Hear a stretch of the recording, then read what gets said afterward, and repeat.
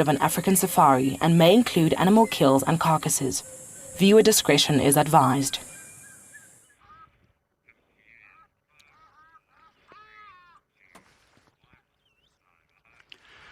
Jumbo Jumbo and hello everybody, and a very warm welcome to the CGTN Digital Safari.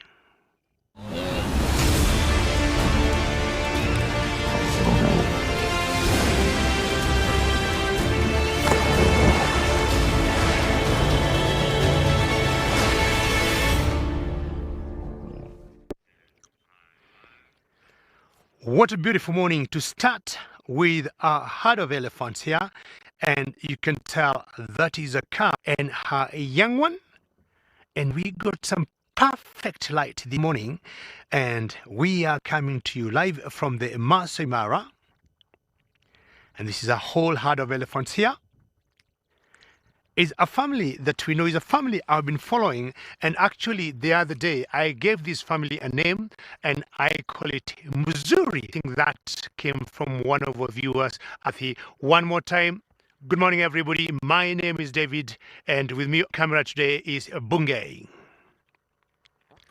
What a day, warm welcome again, and we got this exciting herd of elephants for you. Wonderful light, very calm, no wind. Great temperatures, a bit chilly, 15 degrees Celsius, 59 degrees Fahrenheit. And remember, we like getting engaged in terms of comments or questions, and you can do that by tweeting us, hashtag CGTN Wild. It's just so peaceful where we are. And if you look carefully at these elephants, they look a little bit dark, like they're full of soil. It's just because we had some very big rains last night. Now, there's that one elephant coming to your screen that got squint tusks, and that one and another one that's have half a tail. They have kept this herd together for a very long time, and that's how I've been able to monitor it, because they always remain together. So that's how we ended up giving this particular herd the Missouri herd. I remain with them here for a couple of more minutes because slowly and surely they're coming close towards where I am.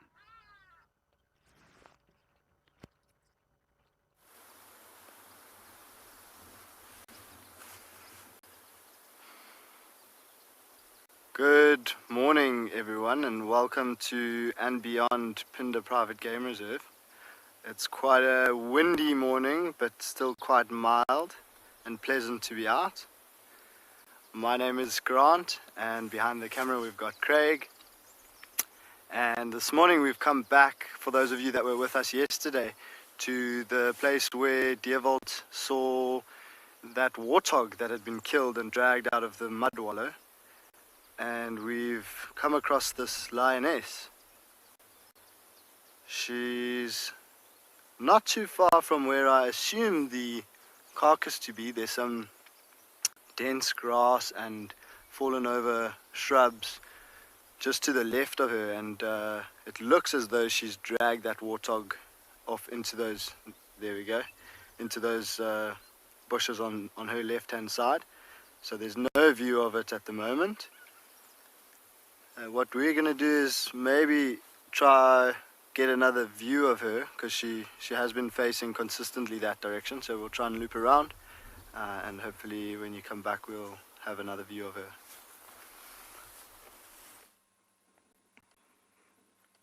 We're here at the hyena den, and it is a very peaceful. It's just a corky and a little cub. There was a bit of suckling going on. Look at that size difference, isn't it too cute? Hi everyone, it's me Trishal, and I've got BK on camera this wonderful morning down here in Djuma Game Reserve in the Sabi Sands. Quite warm at 16 degrees Celsius, 61 degrees Fahrenheit, there we go. And very warm indeed. Every single day out here it feels closer and closer to spring.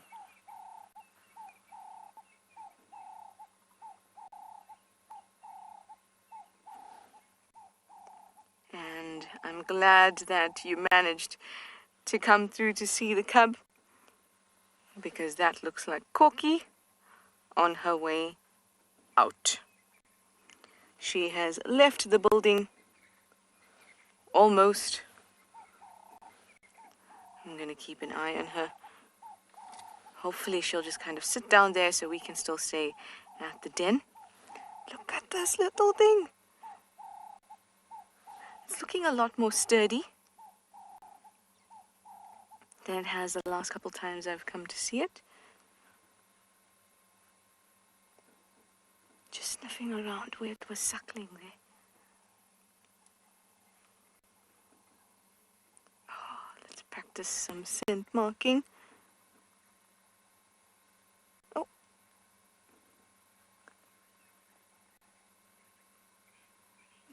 That's a very big branch for you to scent mark on. Little one. Yep.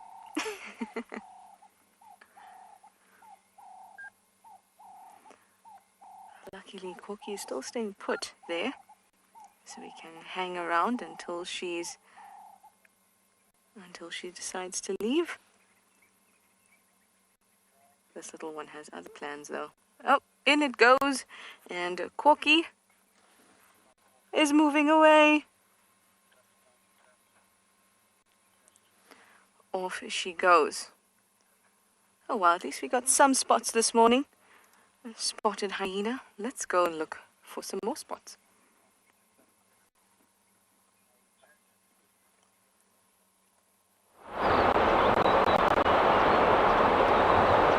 Hello and good morning. We're at the river this morning. Good morning, lovely people. My name is Isaac, and on camera I have Big James, and we're back at the river. If we can find a crossing, they haven't arrived yet, but I have people. Last night we had lots and lots of rain. Remember to talk to me on hashtag CGTN Wild and Wild Earth for any questions and comments. This is the Mara River.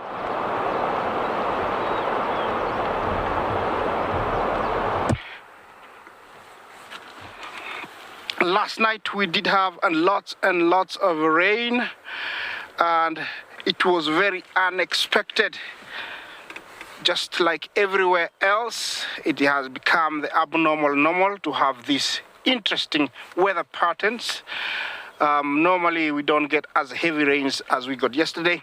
I'm not complaining, and actually it is much welcome, because sometimes it is believed it does pull back the migration and makes it stay longer here in the Maasai Mara. So I'm hoping, and I'm staying positive, that that is very, very true. You can actually see that the rapids are much, louder, and they're much bigger. Definitely there was lots of rain, and the water is much, much browner. Yeah, you can see that. But the weather is beautiful. It is about 26 degrees Celsius here in the Mara. Quite a pleasant weather. Look at the sunlight back there. It's so, serene, so quiet. If I give you like 2 seconds to just listen to the sounds.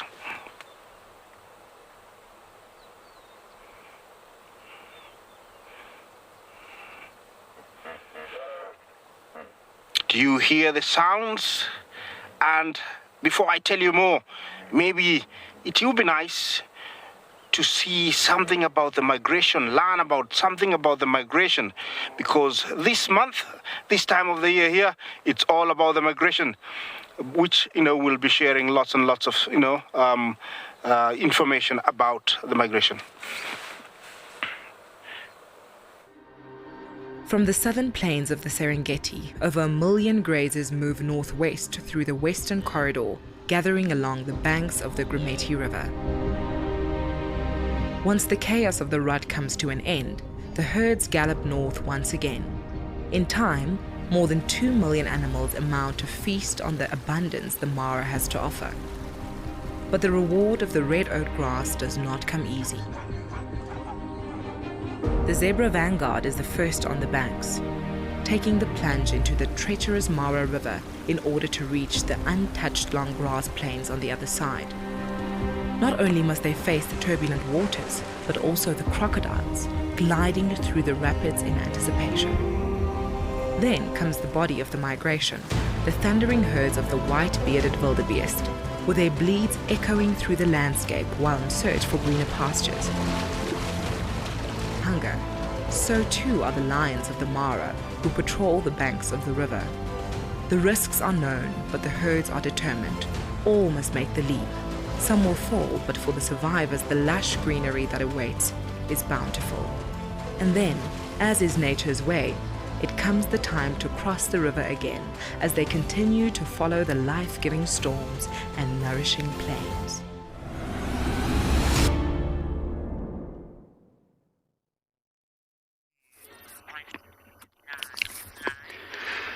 Now, the migration is the highlight of all what we see in the Maasai Mara. Every day we got elephants like what you have on your screen. We got lions, we got cheetahs, we got hippos, we got crocodiles, and all the other animals that we got here, in Africa. But talking here specifically in the Maasai Mara, the migration is always the highlight. Seeing all those thousands of animals either crossing the river or just moving in huge numbers, it's always something exciting for the eyes.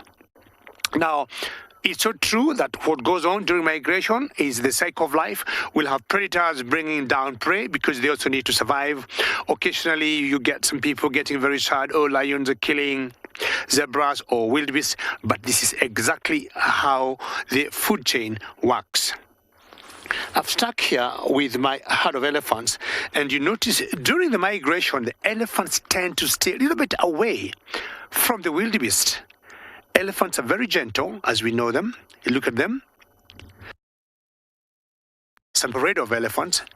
They tend to eat in a particular style, spread out quietly. So what do we get? The wildebeest.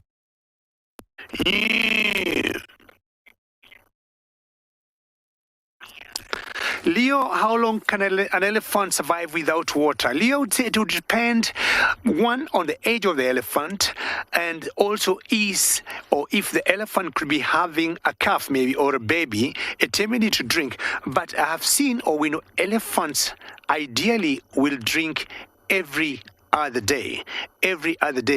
But we are not surprised. For example, last night, Leo, we had some very good rains, and the grass they are eating now is full of moisture, and they pick lots of dew in the grass as they eat.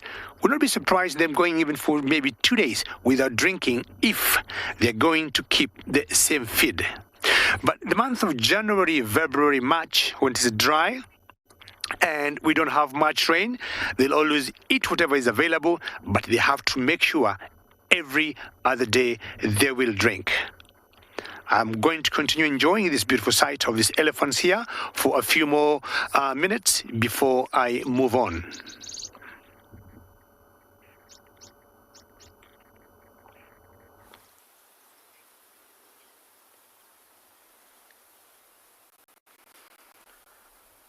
Welcome back to and beyond Pinda, everyone.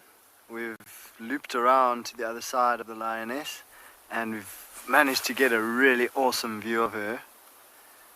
She is on quite high alert. She knows that there's that open warthog carcass lying in the bush just next to her.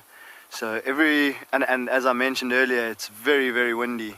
So every time there's a rustle in the leaves or in the grass that sounds like something coming towards her, she picks her head up and looks in that direction, and then she relaxes again.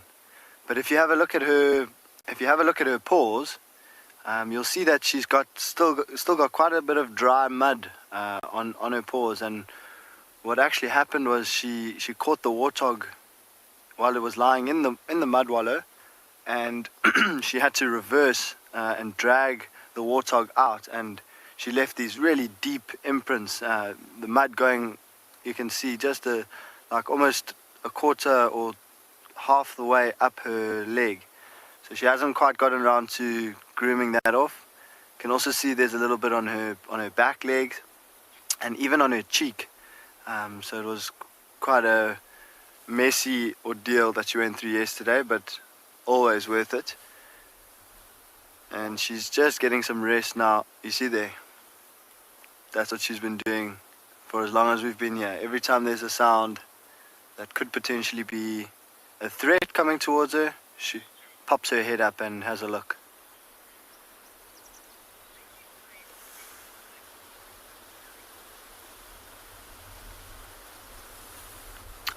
Why do lions hunt mostly at night, Martha? That's a great question. So lions have exceptional nighttime vision, and they have a number of adaptations to allow them to see much better at night, and that gives them the upper hand against their prey. So their prey is more suited to seeing well during the day. Don't get me wrong, they can still see, their prey can still see very well at night as well, but the lions are exceptionally fine-tuned to being able to hunt or being able to see very well at night, and so that gives them the upper hand. And any upper hand or advantage that a wild animal can get, more especially predators, over their prey, they will make use of that. Anytime that they can give themselves the best opportunity to be successful. They don't want to waste energy hunting during the hottest parts of the day when their prey has a good chance of spotting them. So they would rather try and hunt at night when they've got the best chance of catching or being successful. If you have a look, Martha, at her eyes, you can see just around the rim of her eyes she's got that white colored fur, and that's one of those adaptations. So that white fur almost reflects light. Any ambient light at night, the light from the stars, the light from the moon, that will all reflect off of that white, look at that white eyeshadow, and into her eyes, making it much brighter and allowing her to see that little bit better at night than her prey.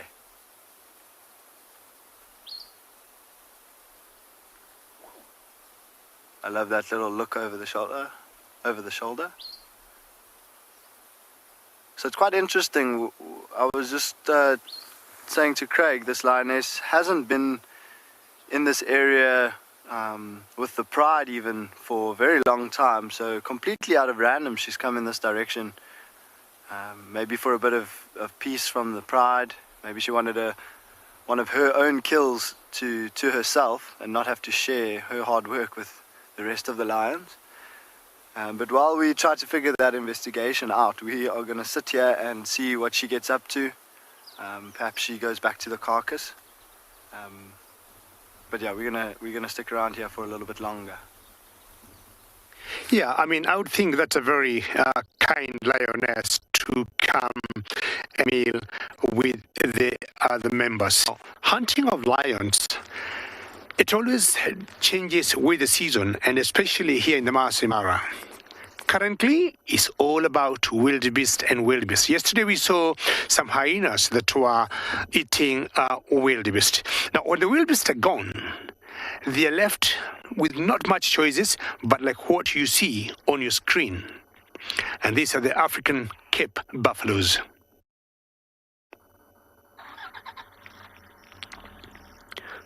Looking carefully, you can see lots of small little white birds there that we call the cattle egrets.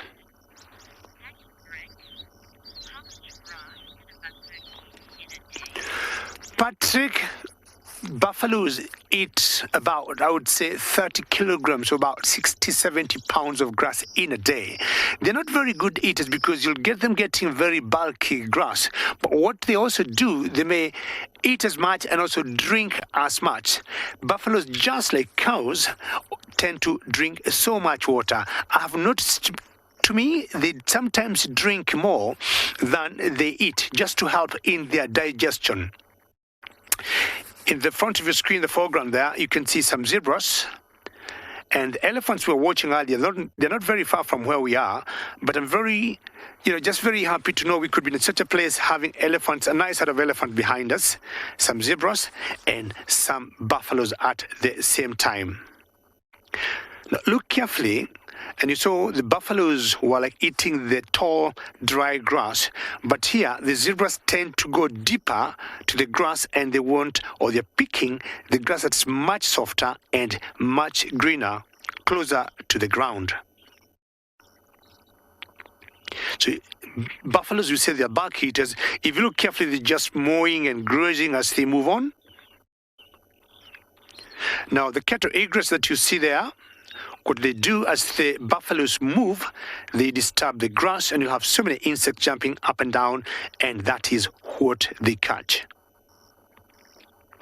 And just like in the villages we come from, when we go out grazing cows, or when we were young boys, would still see the same, all these cattle egrets tagging along with the cows to be able to feed. There's an antelope there. It's brownish grayish, single one, and this one here is called a topi. So all the three species of animals here have a commonality. They are all grazers. Perfect light. And remember, ladies and gentlemen, should you have any comments and questions, do not be shy. Keep sending them through by tweeting on hashtag CGTN Wild.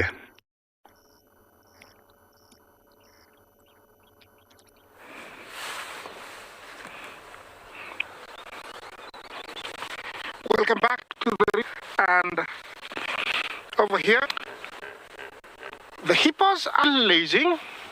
No more has arrived. As I said, we had lots of rain.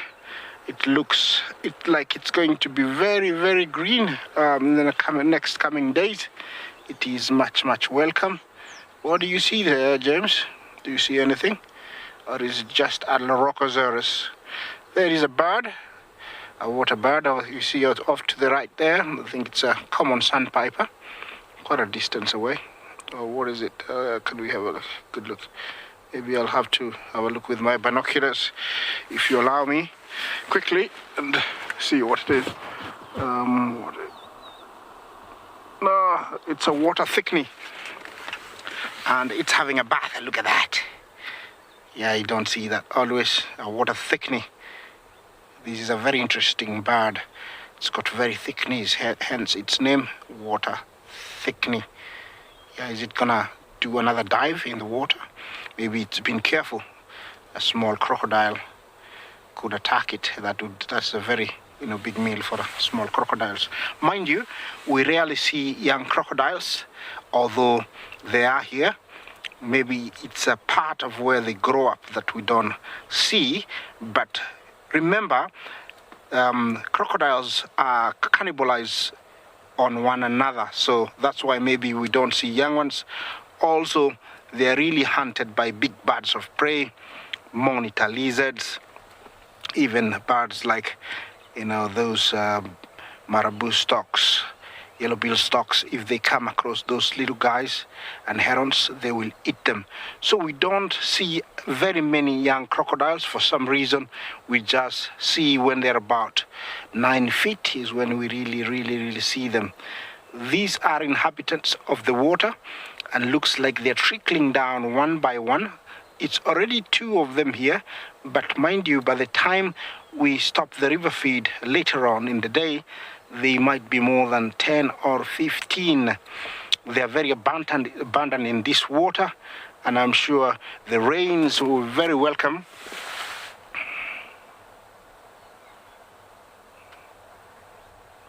Peter, you ask if they have killed, hippos have killed crocodile before.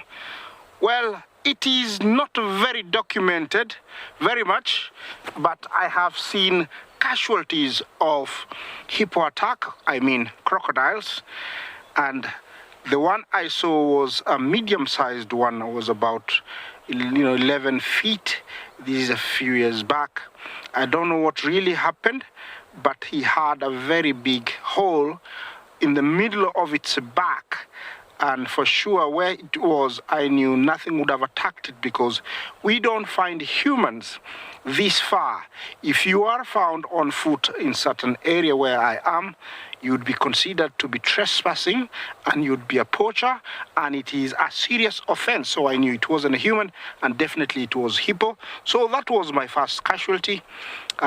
But you see, I wasn't very interested in recording, but I recorded it in my mind.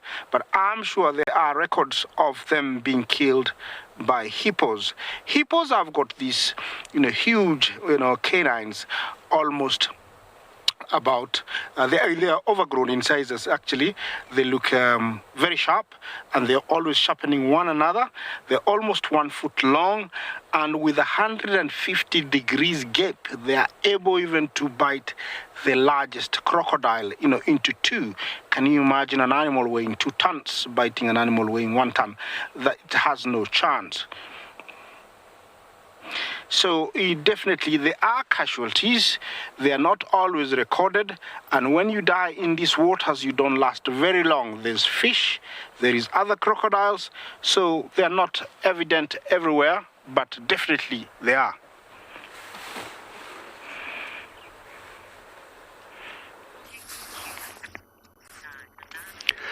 Very true, Isaac. That is the cycle of life in the river. And apparently, I'm not very far Isaac is. And just look at the contrast of the content of, or rather, what is available for us to enjoy in a very close proximity from each other. Now, we got a mama cow here, or a mama elephant, and her baby is enjoying some breakfast.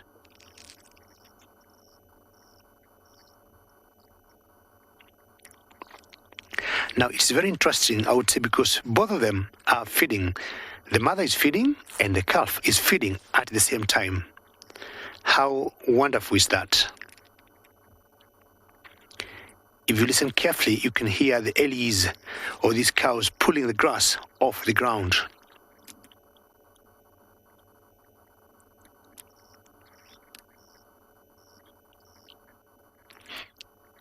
It's the same family of elephants I had before that I call Mzuri. Mzuri is a local word meaning beautiful, meaning perfect, meaning good in our local national language, which is called Swahili here in Kenya. And there are quite a number of young calves in this particular herd.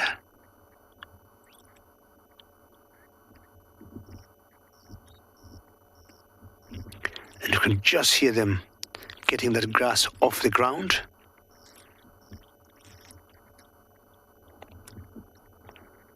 Look at their trunks, how they go around like how you hold a fork when you want to get spaghetti. Do you want to have some milk? Now, if you look carefully between the front legs of these elephants, that is where the right there, the mammary glands are for the cows. Unlike all the other animals, all the other mammals, where the mammary glands are between the back legs, for the elephants are between the front legs, which is quite special and quite different. Now, I'm not sure this calf knows what she is doing, but I just think she's just being playful.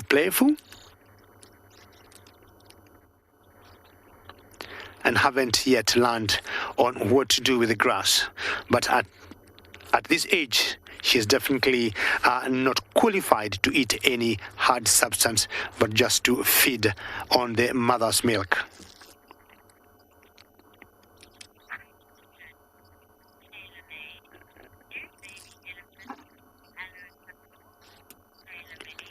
Taylor-made, that's a very interesting question, and you'd like to know whether baby elephants are low-suckle. Yes and no. Yes, should a mother die, I have seen babies suckling their aunties, and apparently they have made it through and they have matured to adults. But unlike lionesses, where you'll see if they got different litters in the pride, that you'll get calves suckling from any other female. Elephants do not do that. And so long as the biological mother is still alive, the calves will only suckle the mother.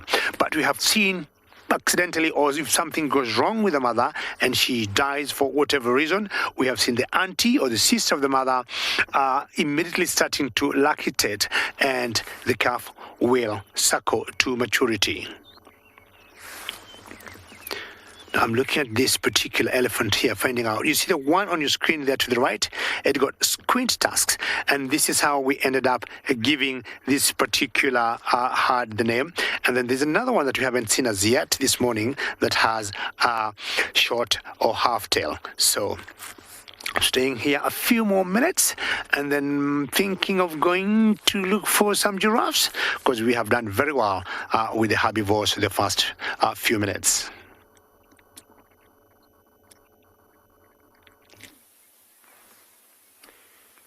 So we have made our way back towards the watering hole where we ended off last night, and with kind of a bit of a surprise, we came across the whole lion pride in more or less exactly the same position.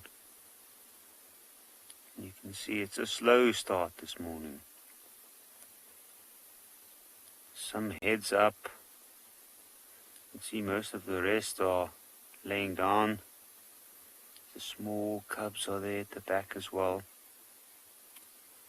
And each of them are very strategically placed right inside a patch of sunlight. Now, this watering hole is situated a little bit higher up than some of the others and away from the riverbed, but it's still within a dip. And near the water's edge, it must have been very cold during the night. And we've come across these two. You can see, have a look at how closely that male's following the female. Almost walking right next to her.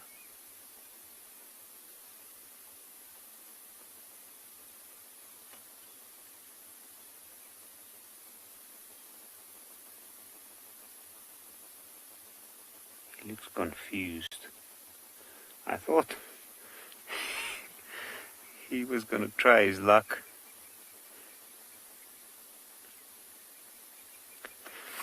I'm not sure if I'm hearing the name correctly, but Rakkegang, the way we recognize these lions is, with this ones, we don't really have too much of a difficulty because they are one of the prides we mainly see within this area.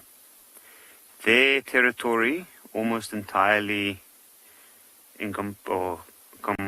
entirely includes the whole of Ngala within the area that they move in the majority of the time. And we know that they are the pride that we see here regularly, so they don't have much competition from other lions, which we do on occasion see. On Ngala we often see many different prides, and some of them just come in and go, and then it becomes a little bit more tricky to recognize them. But this particular pride, we look at individuals, we look through the scars on their face, their habits. Even though they have predictable behavior as a species, they certainly do have their individual behaviors as well. And as we look at the moment, we know the count, the number of members within the pride. In this pride, for instance, it's 18, with those two little ones as we see on the right hand side there. And then 8 of these younger ones, like that young male. And 2 of them are white.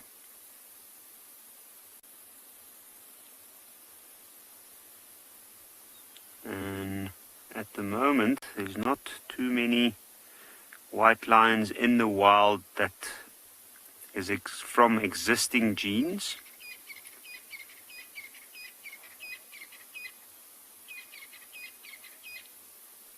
And we regularly follow these animals as well. For those of us that's fortunate enough to be working at Ngala, we have the chance to follow and witness these animals' lives unfold on a relatively regular basis.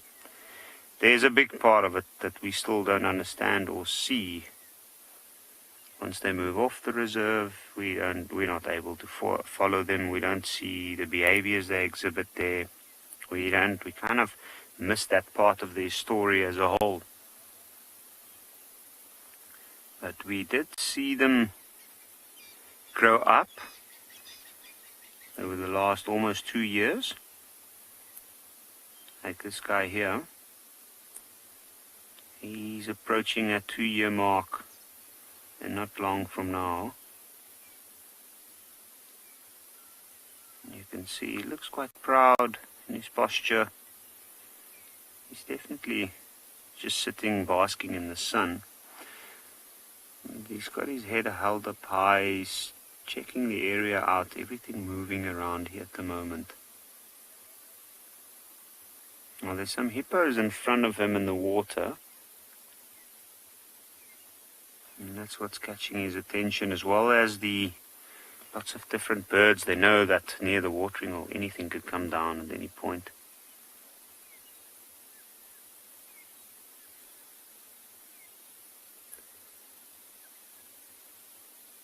But I do think it can be tricky at points. For someone that comes from a different area, it might be very tricky to distinguish individuals within a pride and to recognize individuals.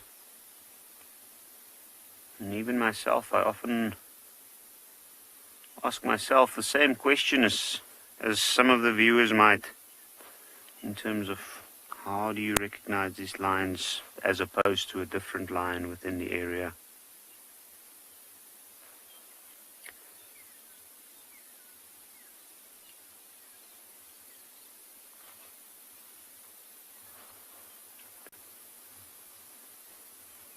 But what a scene. You can see there's still some vultures in the back on the dead trees. I think the hippos have probably become quite used to having the pride of lions around.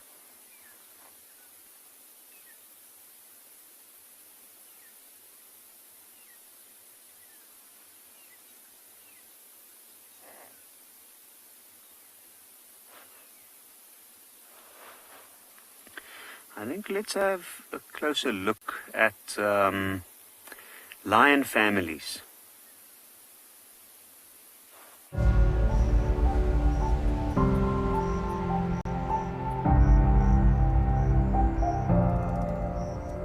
Most cats are solitary creatures, with lions being the only exception. A pride consists of 4 or 5 lionesses and their cubs. The whole pride will protect and mentor these youngsters, often carrying them off and saving them from their own curiosity.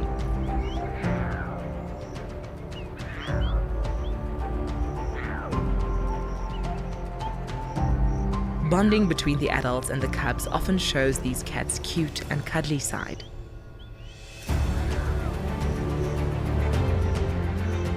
Contrary to what popular culture would have you believe, male lions are not part of the pride and live in coalitions. Young males leave their prides in their adolescence, brothers and cousins roaming the wild in search of a territory of their own.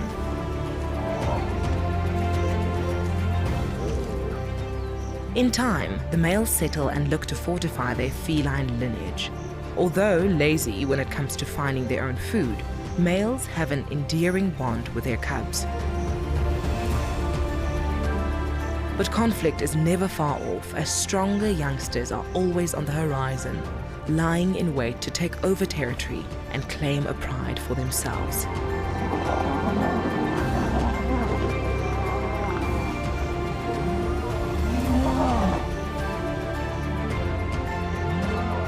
It is an awful sight, but pushes the females of the pride into estrus, allowing the incoming males to state their claim and further their own bloodline. The dynamics displayed by these social cats are intriguing and ever-changing, a contradiction of cuteness and feline ferocity.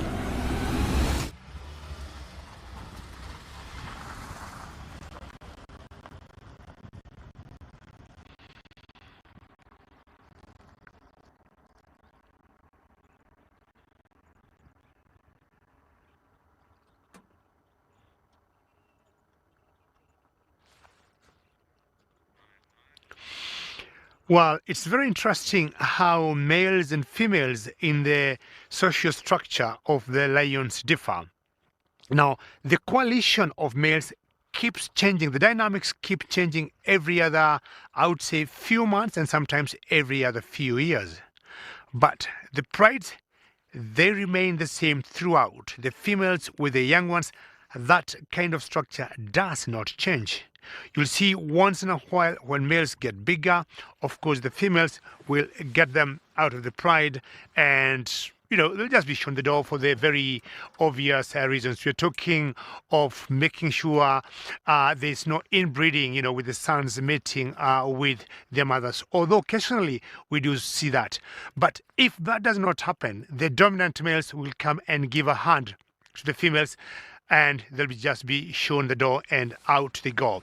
But like during the migration where we are now, we'll see the female prides or the prides of lions changing positions every now and then until the migration is gone. I want to move on because I just got some news there could be some lions somewhere, and just go and chance.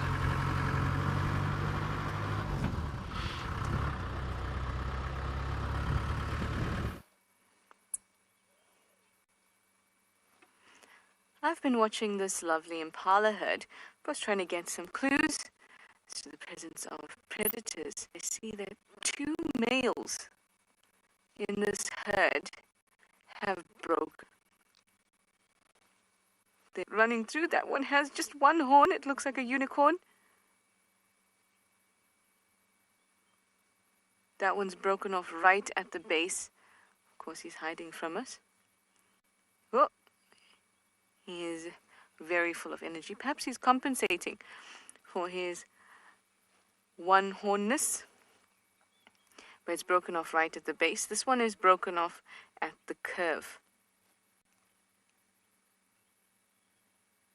Now these won't grow back. It's like breaking off a bone. It doesn't regenerate.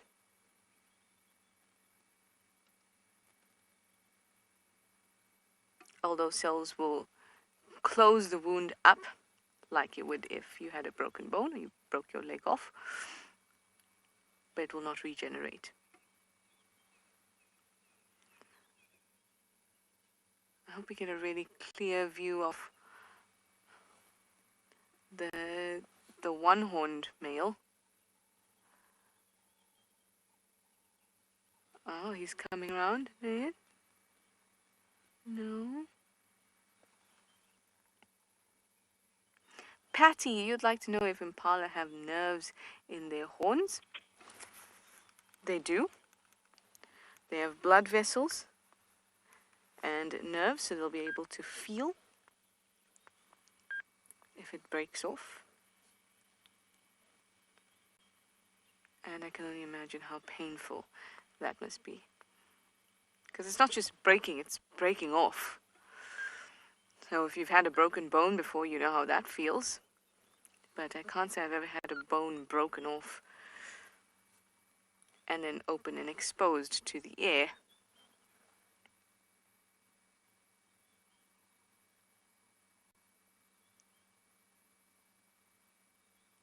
They have a sinus-like structure in the center of the horn where blood kind of pools in little pockets. So there's a blood supply. Then there's a bony bit. There's also some collagen over the bone where you'll see little blood vessels. Some nerves through the center. And then keratinized outer sheath which is the thing that we're looking at right now. It gives it that color. I did have a horn somewhere in this vehicle. I promise it's not one of these ones that are missing a horn. I've had it for a while. I found it.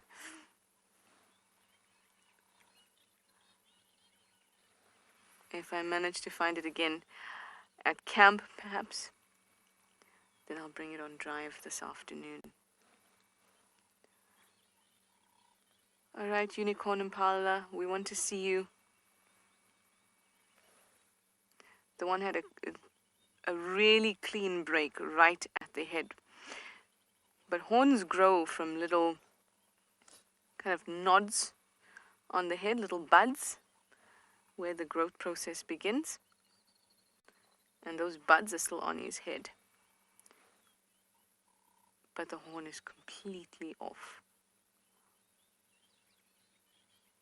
Now if he could just show himself.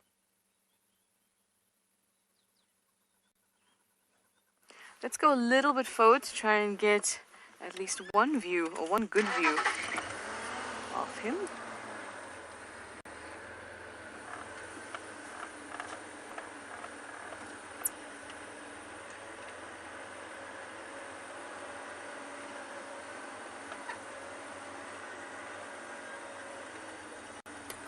Hi, Shudulu fan. You'd like to know how long the broken horn would hurt for? I have no idea. No idea at all. If you think of us and a broken bone, where's this male? There he is.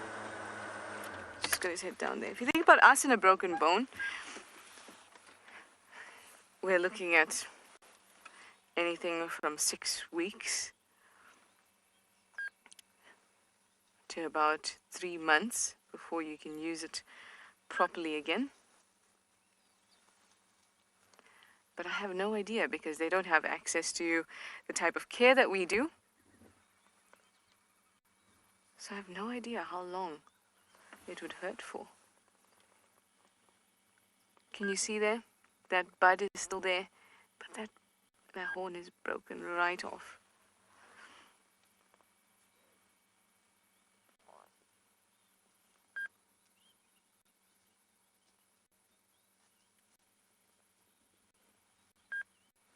But they seem to be, both the males, they seem to be doing fine. I have no idea when these injuries happened to them. But they seem to be doing fine. Blood loss is not extreme from it, because even though they are blood vessels, there's no major arteries or veins or anything like that through it. So they don't have huge amounts of blood loss, but they will bleed.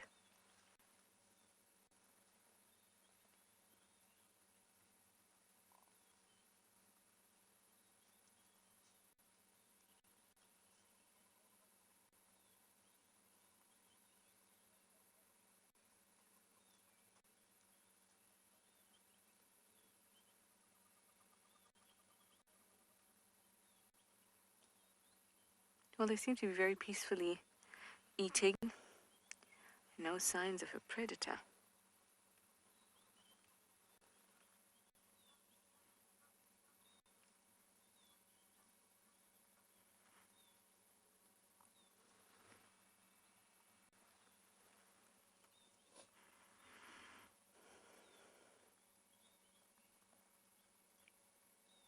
Lots of birds.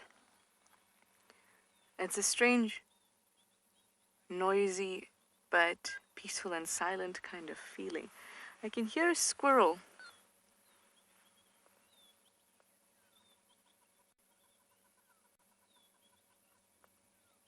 Just listening.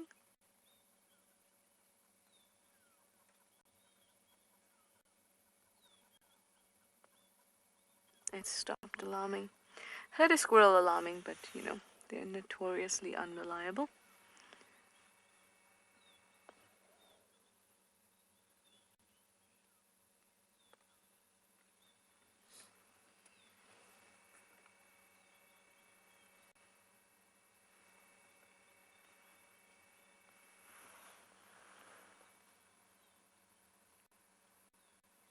Yeah, these guys are very, very relaxed.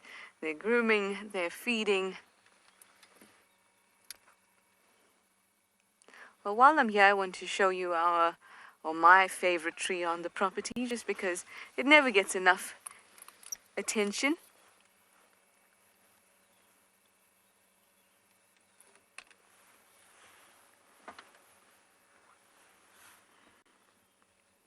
It is the Balanites mugami, or torchwood.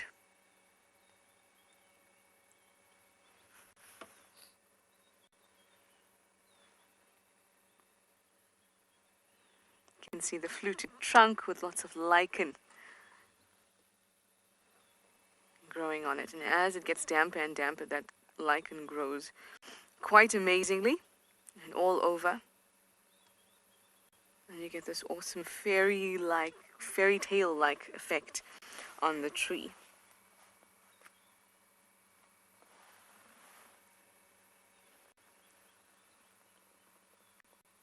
Isn't that lovely? It's my favorite. Well, the impala have moved off.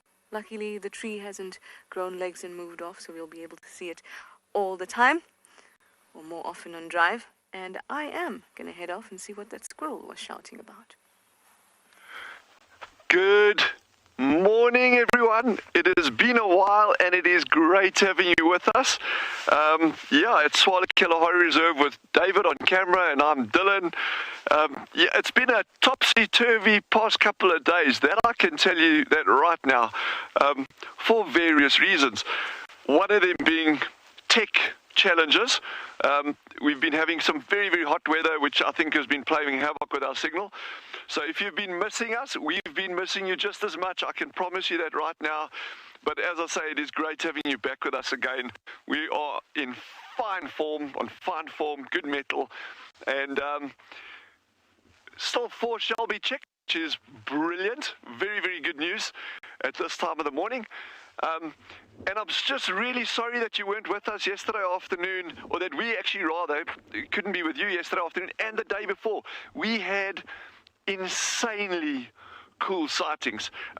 It was lions, but lions with a twist. And then some green algae, funny that. But anyway, these sightings are like really, really amazing, and we will try see if we can squeeze one of those sightings in again in the near future. But David and the tech team has been working really, really hard on getting the problem resolved, so I don't think we're going to have too many issues going forward. But thanks for your patience, and it's just like I say, super, super, super having you with us. Don't be shy to ask questions. I've been loving some of the questions that have been coming through, especially pertaining to like the ecology of the area and that kind of stuff. And we'll just go out and have fun. And I see Trishala's like also taken to like standing up in the game drive vehicle. I love it. And for those of you concerned, it is safe. I promise you, no one's going to get hurt or injured. But let's just go out and have an awesome day in the Kalahari.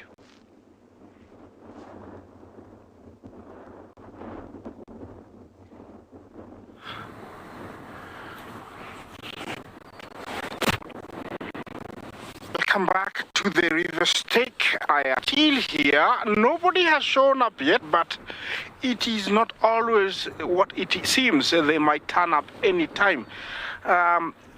The Bush News says that in the last few days, animals that crossed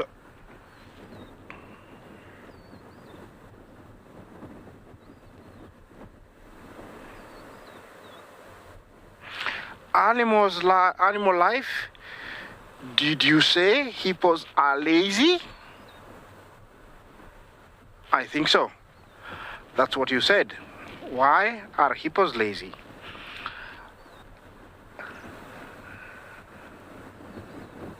Why are hippos so lazy? They are not lazy. They are not lazy. What happens is they spend the whole night out. It's not only that we are not allowed to be here, believe me, my friend, animal life. We are not allowed to be here at night, but I could show you what happens to them. They go out, they mingle with other hippos, They, chase, hyenas and lions around. They graze, and then they come back to the water very, very early, around 6 o'clock, 6:30. Then they have to stay in the water the whole day. One good reason they look very lazy is they have very delicate skins. If they stay out of water for very long, they would, have sunburn. And that's why you see them in the water resting, keeping their skin moist. There is no much to do in the water. They don't graze under. Here is just about keeping safe, keeping alive. But at night, I promise you, they go far and wide looking for grazing, for grass. In areas where there's scarcity of grass, they would go even farther. So they are not lazy at all. And to have that big body like that, if you're lazy, you die because you won't have time to eat if you're too lazy. So I hope I've answered you, but they are not lazy at all. It's resting time, very much like you. You spend the whole day busy. I don't know what to do, but you do spend a whole day busy doing whatever you do. Definitely there is something, and then there is time that you just sleep. Somebody will not say you are lazy. I was telling you that bush news is that the wildebeest that we're crossing across the other side were headed down this way. I don't know when they're going to be here, but this is the reason I'm staying here all day, and after I leave, I'll have another vehicle come here and wait.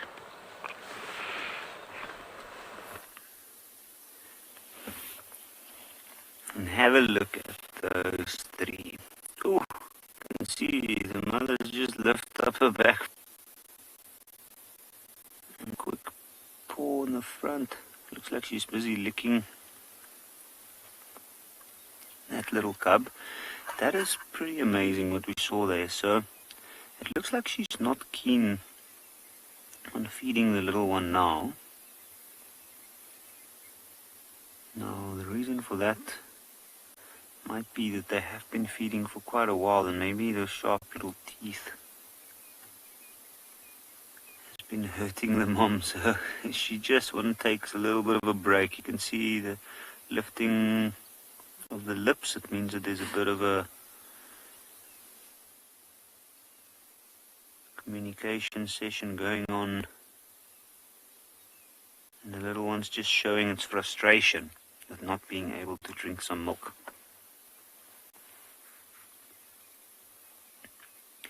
And we've seen they've just started lifting their heads, and they have been moving around a little bit, which is about the most action that's been going on here. You can see now the mom's decided she's going to get up and move off. Look at that, trying to take advantage of mom.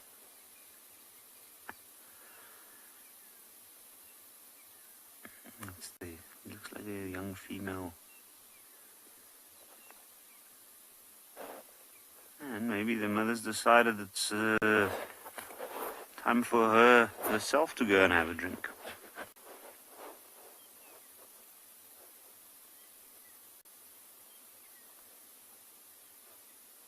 There we go. Couldn't get some milk, but now water will do.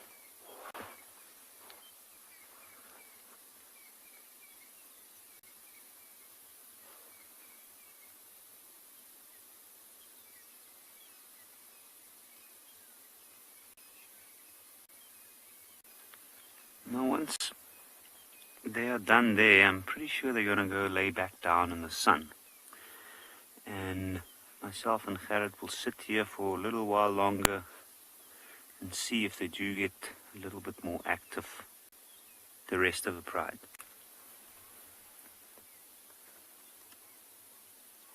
Guys, we got cheetah. We got a mother with two cubs. We got the mother is the one that David's got here now, and there's two big cubs moving out to the right. We'll swing to the cubs just now, so let's just focus on the mother. She's actually hunting it. I can't believe this. I was just saying to David and Moritz that that there were cheetah tracks at the dam where the Shelbys were now, and then just driving along, Moritz says, oh, there's cheetah there. So this is unbelievable. This is not what I was expecting for first thing in the morning. I think it's mother too. Yeah. Yeah. I'm just seeing 2 cubs here. 3. So it could even, yes, there's 3 cubs. So it could even be a female with 4 cubs. But let's just see. But that's the adult female that's sitting up over there. And what a classic cheetah posture.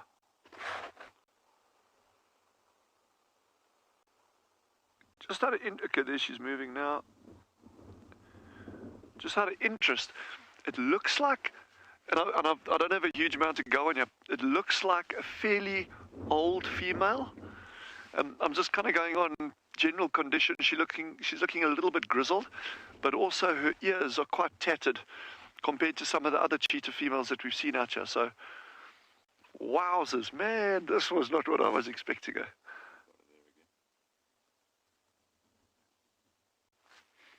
So I'm not even going to worry about these cubs are large. They're not tiny cubs. So, but I think let's just focus on where the mother's going. She's actually got a limp, eh?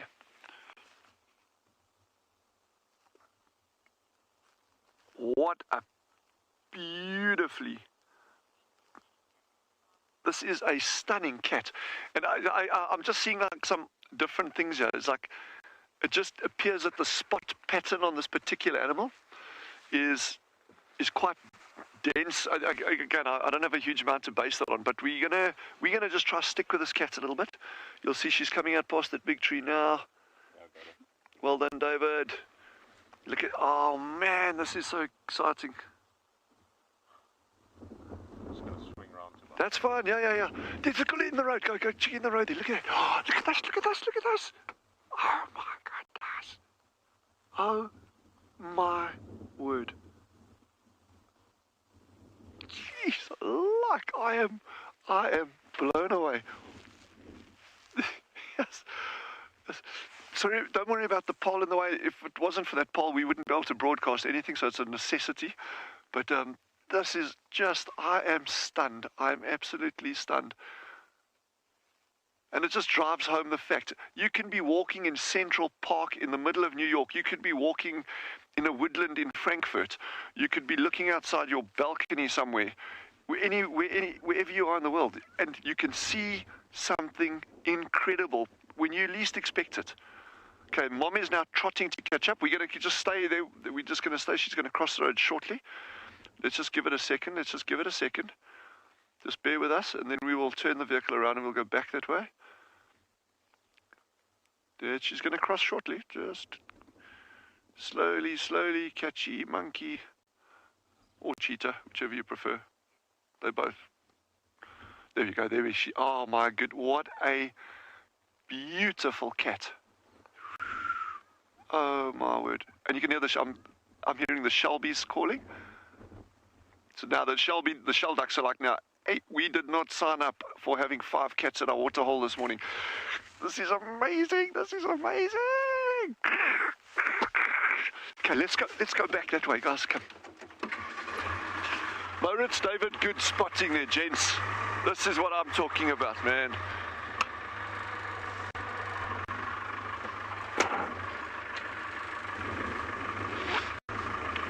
Rob Roy has asked how long will they stick together like this? It can be about 18 months, and then they'll start moving off.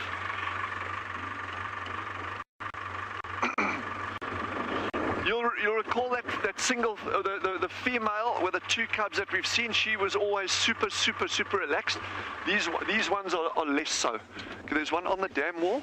The other one on the dam wall. Yeah, because that one will turn around. There's something going on here. I don't know if Mom's hunting or what's going on here, but these cats are not nearly as relaxed as that female with the 2 cubs that we've seen before. So we're not even going to go off-road here. We're not going to try and get closer to them.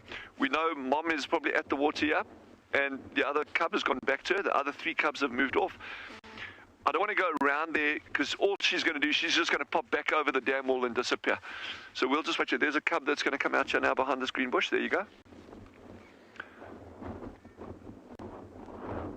So these cubs, I'm guessing now, are probably about 12 months old, thereabouts.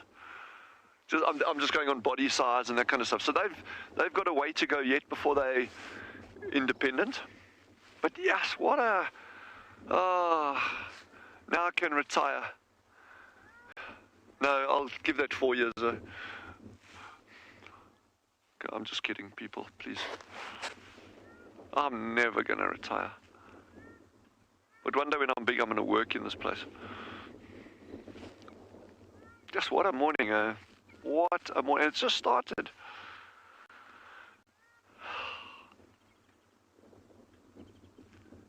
And I was just saying about these incredible sightings that we had the past 2 afternoons when we just had technical challenges there. But yeah, then you come out on a morning like this. This morning has been sublime, to say the least. The temperature is gorgeous. We had full cloud cover this morning. It's pulling out now.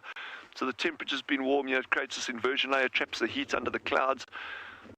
And the wind, it was dead calm. There was not a breath of wind. It's picking up now, but it's just been so beautiful. And then like 5 cheetah.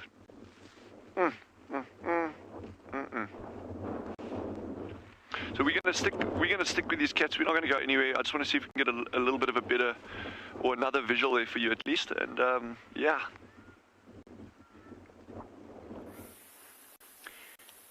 So while Dylan's sticking with 5 cheetah,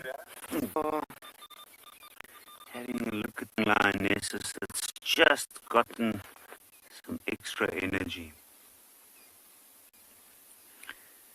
And these are the 2 sisters. They got the same mother from the same litter. You can see it's a very compassionate form of play hunting going on there. Looks like the one's got hold of the other one's cheek.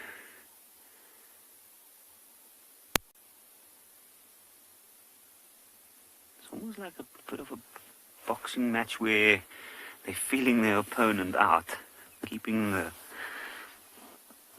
using the jab very effectively to keep the distance. And how beautiful is that? Beautiful sunlight. And looks like they're taking turns rolling around, being on their back.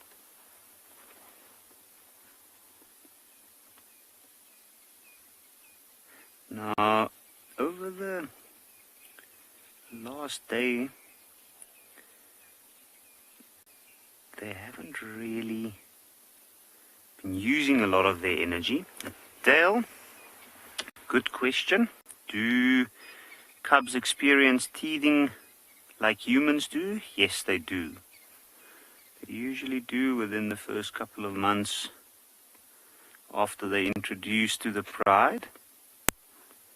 And then slowly but surely their milk teeth, so to speak, falls out or gets replaced by their new teeth. I'm thinking that we might start to see a little bit more action in this area with the breeze. It's just picked up, and I think we're going to stay here a little while longer and see how things develop.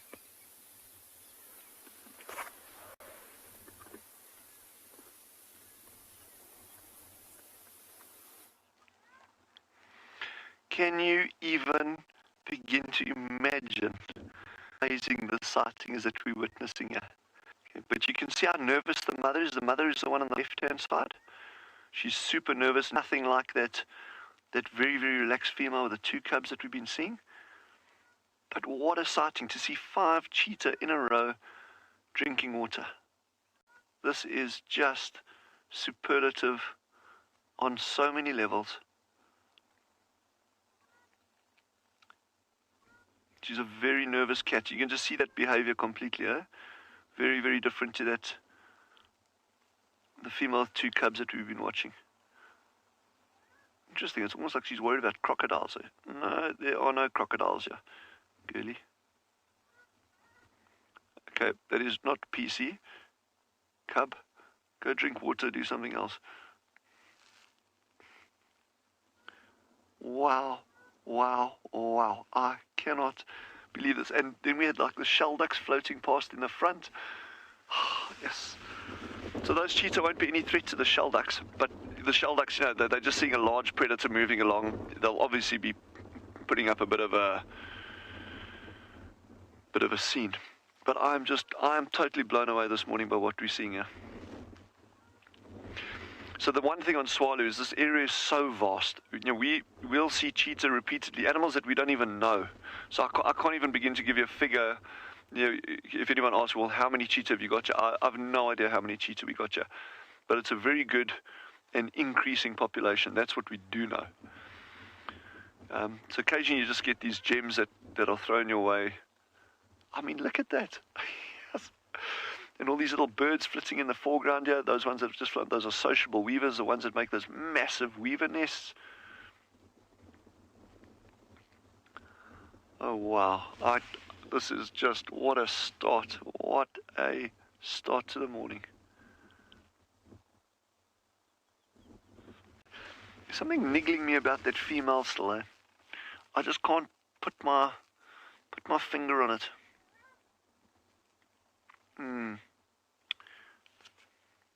But look at that design, that deep chest, narrow waist, tiny heads, long legs. You know, that cat is built for speed. There's millions of years of evolution coming into play there to end up with that incredible design. But, you know, we've gone through this whole thing before. It's not just a one-sided thing, eh? The active predation is so critical for maintaining ecosystem health, but it's not a one-sided thing. Predators don't just go out and catch and kill whatever they feel like. This one, look at the one at the water. Sorry, David, go down, please. Those two are actually, the one was nibbling the other one, trying to bite each other. So, yes, I do. Oh, my goodness, I'm absolutely in heaven here. They're going to start playing. Watch. They might even climb up on that stump a little bit. Come on.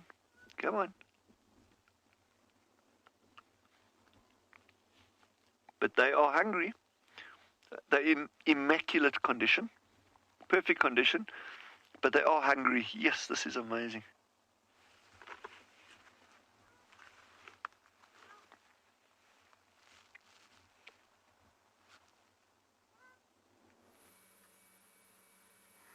I feel like these African hawk eagles are also hungry. They're perched up on a nice big dead tree. Also remember we spoke about how vultures will sit on dead trees because they have these large wingspan and they need to drop off the tree easily. A whiteback vulture's wingspan is about... This guy's wingspan is closer to about...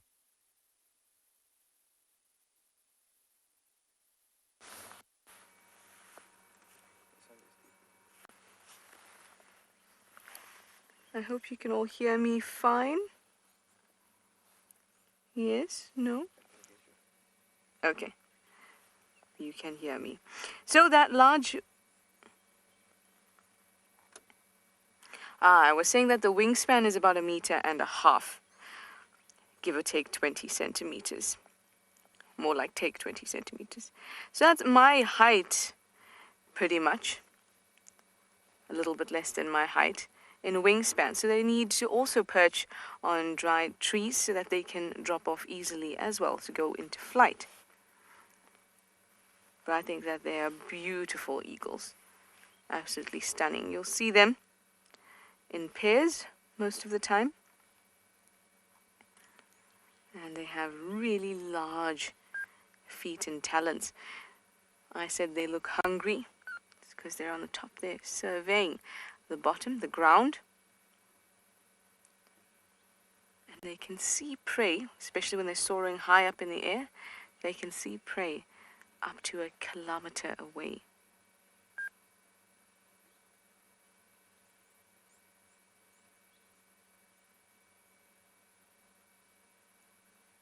Now they hunt cooperatively often, where one of the pair will go and flush animals out while the other one dives down and makes the kill. And they can take very large prey, or pretty large prey, like around 4 kgs.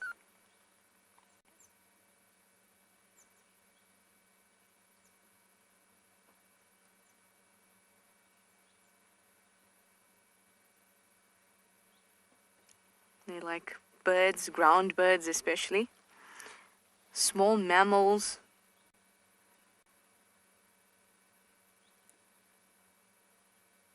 They'll even take young vervet monkeys,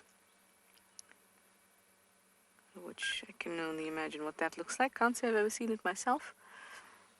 Basically the young of any animal. If it's at the 4 kg mark or under, they can easily get their talons on it.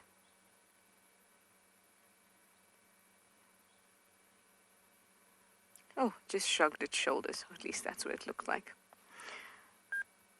Well, I'm really glad I could share that with you. I'm going to move on and look for some elephants that I heard in the distance.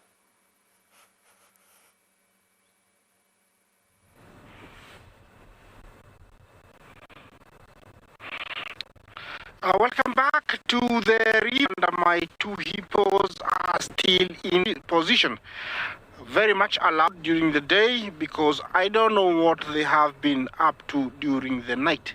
Maybe they went into another hippo's territory and they got chased around, for very long, and now they are very lazy because they're trying to rejuvenate, trying to recover. I cannot blame them. I don't know what they were up to last night. Yeah, looks like a black-headed heron. Yeah, better vantage point, maybe. Yeah, this is one of our common herons we get here in the Maasai Mara. We have very many others, and definitely there could be, some hippodang there that, he's been trying to find little creepies. Again, once more, we have Egyptian geese. He's all by himself, and he's been calling. I don't know if he's lost his mate.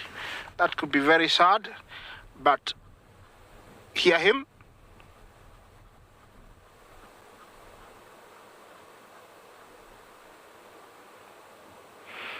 Yeah, looks very desperate, very annoyed. I don't know if you can hear him or the wind is masking the noise that he's making. I'm not very good at making the noise. I would have made some.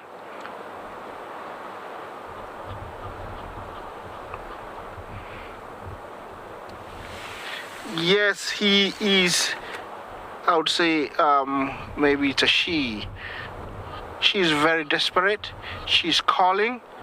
That is not a very good sign because all is not well. Animals, birds, they do show signs of, like desperation, a bit of mourning when something has happened. So I think, something has happened to the partner, and that's why he's very angry. And normally maybe they do meet up around this area, and that's why she's come here, hoping that the male would come. She's calling even more now. Hopefully the wind will subside, and you can hear the call. It goes like, wah, wah, wah, wah, wah, wah, wah, wah.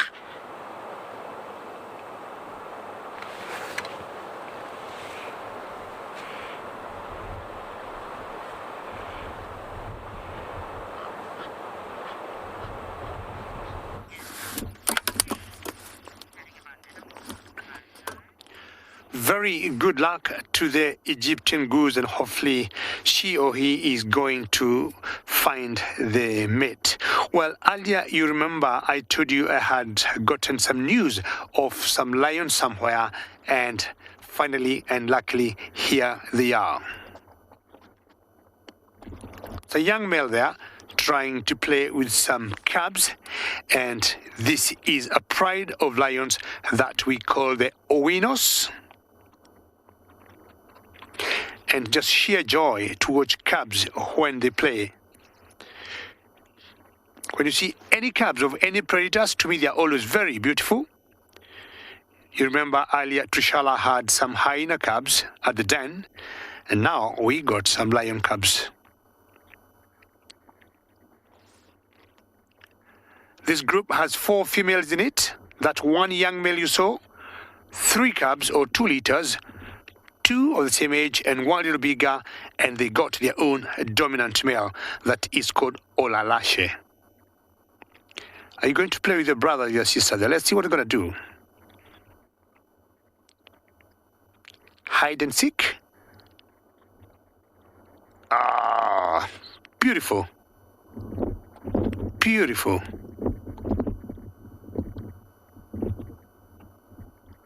Excellent stuff there. So these are of the same litter, and their mother is called a butternut. It's a pride of lions we have been following for quite some time. And they're on top of a termite mound. And I'm trying to imagine that mound could be a little bit warm, and that's why those cubs have chosen to be in that particular place, because of all the termites under or inside that mound. The mother's watching from a distance, seeing how the cubs in future will be one day when they'll be independent. Earlier we were talking about lions' dynamics. And in the lion kingdom, when the cubs get big, 2 years or so, when they can comfortably hunt for themselves, they'll always be welcomed to leave the pride. The females will always remain together. And if there'll be any female cubs in the pride, they'll also stay with the pride. I'm trying to find out if that's Butternut herself, and she's one of the lead females in this particular pride. Look at the amount of wind that has picked up, unlike earlier in the morning when we started the drive. But she doesn't look nervous or concerned by the wind.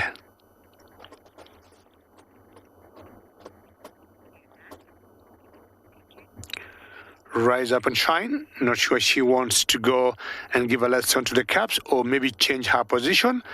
We'll just wait here and see how things are going to unfold.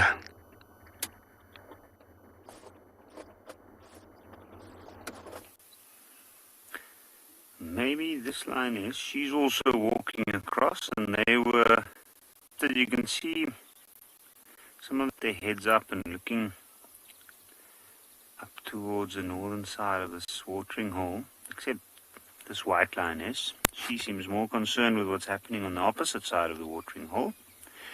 But there was an impala that's just walked down to the water's edge. And it looked like it wanted to come for a drink, and you can see that's brought a lot of attention with it. It's got its head down. It's not even facing the lion's way, so clearly it's not very concerned.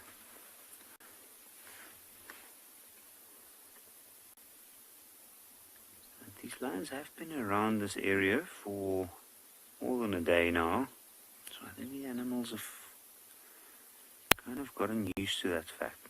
They also, except for the few laying in the sun fast asleep, most of them are also positioned in the shade at the moment. So they're not very apparent at first glance.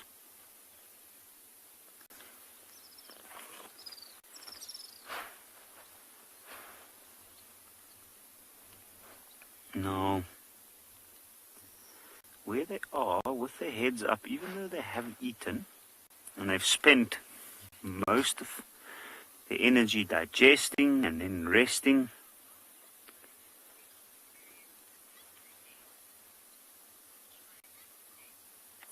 China state how long is the gestation period of a lion or lioness. A lion doesn't have a gestation period. Is 3.5 months, around about. And then usually after that, the cubs are born, and then they are kept almost up to 2 months away from the rest of the pride, hidden very well in a dense area, where before the lioness will introduce them to the rest of the pride.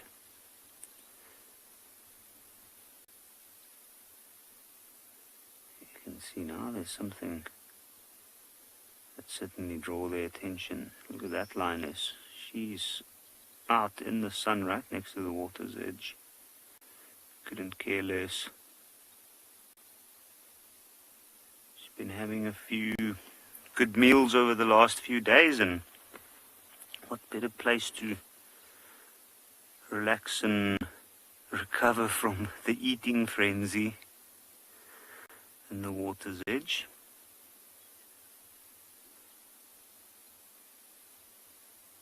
Now the little ones are mostly the ones that's got their heads up at the moment, and they are probably, due to the younger age and having a little bit more energy and a faster metabolism, I'm sure they're the first to try, and they would have gathered quite a lot of energy now from all that meat that they've consumed.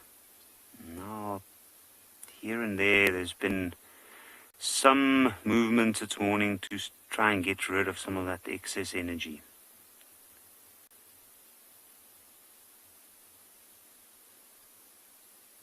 It's a beautiful morning here. There's a little breeze going. It's not cold. And then the sun's getting quite warm in certain patches, and it's attracted a lot of birds around here as well. And the birds are calling, they're going. And that's also got an effect on the lions, at least to lift their head and have a look around.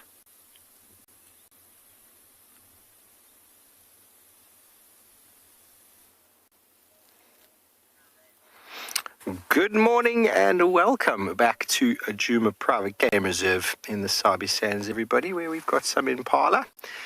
And we've been missioning around this morning, tracking a leopard or two, and unsuccessfully so. My name is Steve, joined by Theo on camera, and we are excited to have you on our vehicle flying this morning. I hope you've been having an absolute winner of a morning. Cheetahs and lions coming from all over the place. And we found a food source that both of those animals, including the leopardess and her young cub that we were tracking, all three enjoy. In fact, here is a small group, bachelor group of impala. And it is indeed warm. I've had my jackets off for a long time already this morning. It's a bit of a warm breeze. A warm front is here, and is often followed by a little bit of a cold front with a little bit of rain. And that's probably what's going to be happening, so we'll see. August is quite natural for us to have wind. The wind dries everything out. It is a time of year when fire is very common in these areas. Dry autumn winds or August winds. And today is one of those. It's going to be a scorcher, it feels. It was already 5 or 6 degrees warmer this morning at the start of drive than it was yesterday. Impalas are enjoying the new flush of green grass there that's flushed the other day with the rain. We had a bit of rain, I think it was on Friday, and that would have caused the grass layer to form a bit of a flush. It's either that or they are feeding on leaves of the trees that have fallen down in these drainage lines. Lots of trees will have leaves, especially the tambuetis, that when they fall to the floor are actually really enjoyed by many animals. The only way to know for sure is to go up to them and see. It looks like it is a bit of both. A bit of grass that they're feeding on. A little nibbling of the fresh green shoots have come up for our spring that is on its way.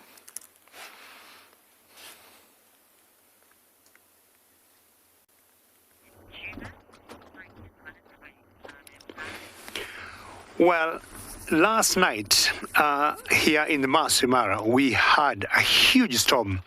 It rained for about 1 hour and a half non-stop, but the first half an hour was very heavy.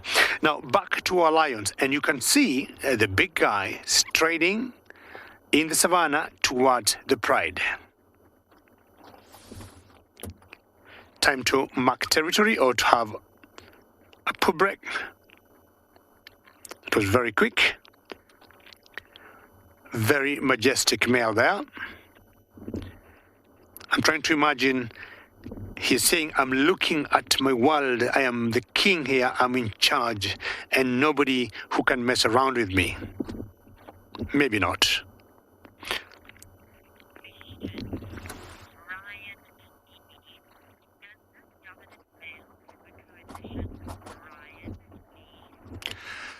Ryan Lee, you'd like to know whether this dominant male has coalition. No. Apparently, the coalition that was in charge of this territory we are in right now was called the Triangle Boys, and there were 3 males. He came in with 2 other males, from what I gathered, and they overthrew that coalition. They came from the other side of the Mara, that you call the Greater Mara, because we're in the Mara Triangle. And when his mates went back, he stayed.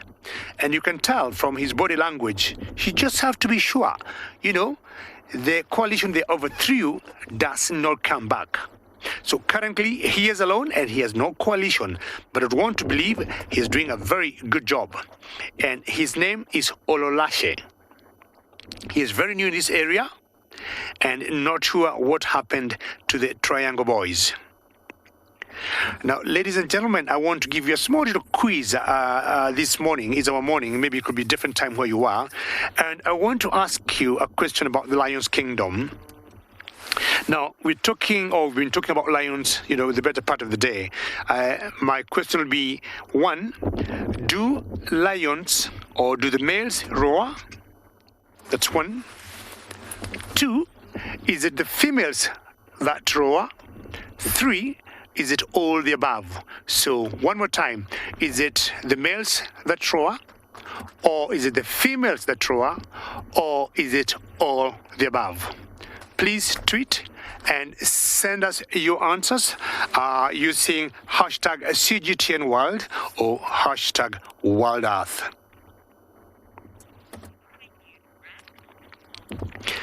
The 2 cubs have remained there, and I do not think I have seen a better setup or location of cubs in the last few years like where they are, and I just want to sit here watching them. This large bull is so tall. You actually won't be able to tell how tall he is until he gets closer, but he is really, really tall.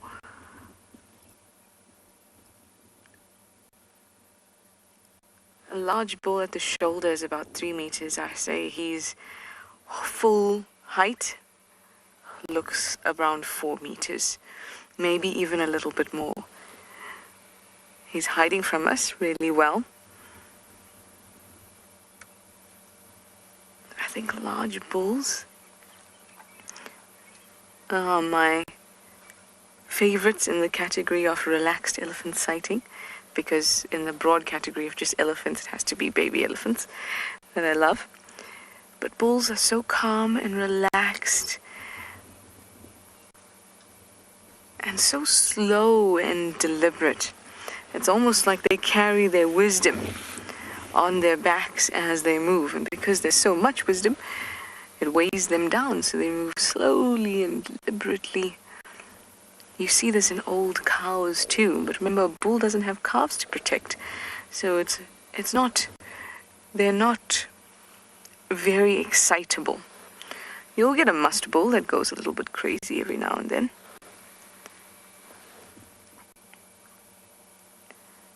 But these bulls, when they're not in must, are just the most gentle giants.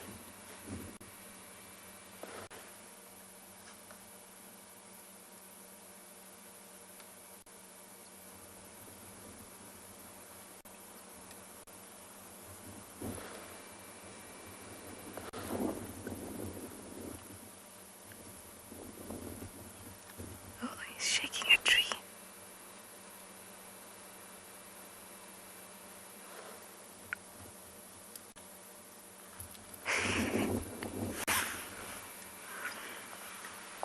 You'll see him shaking a tree. There it is.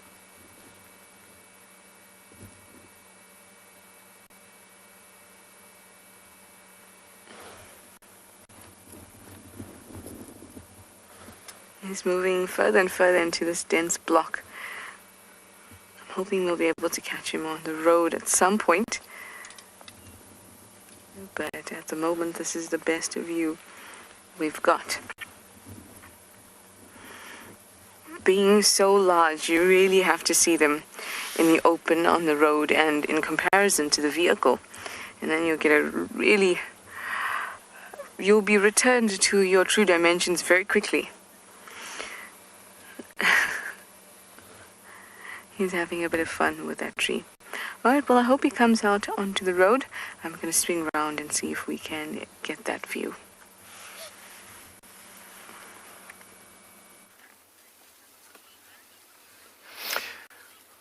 There we go, elephants damaging trees. It's what they do. And we've still with this herd of impala, which has turned into a massive herd. I thought initially it was just a group of boys, and now we've got a huge herd of impala. There must be more than 50, 60 animals here. It's one of their strategies of survival, is to be in large groups. More ears, more eyes.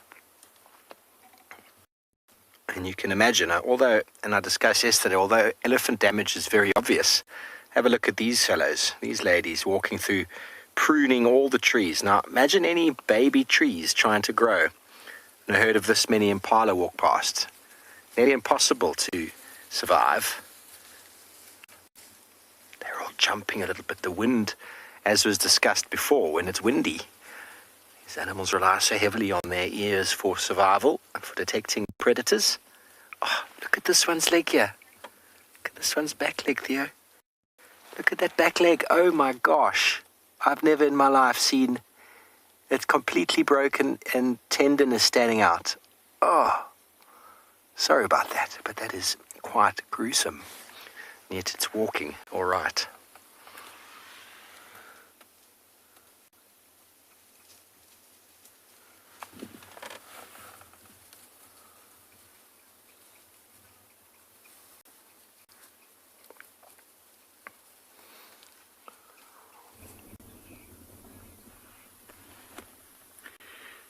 And we're still at the watering hole,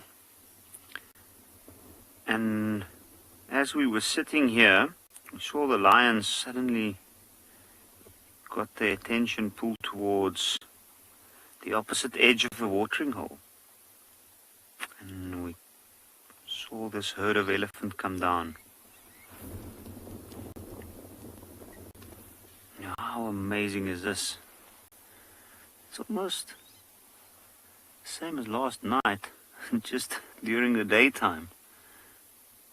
And who knows, it might even be the same herd that's been spending a lot of time in the nearby area. As I see that elephant cow there, she's got, her tusks are curved up high. I didn't see the elephant with that notch in her ear though. So I'm not sure, maybe this is a different herd. And so many elephant herds at this time of the year moving through.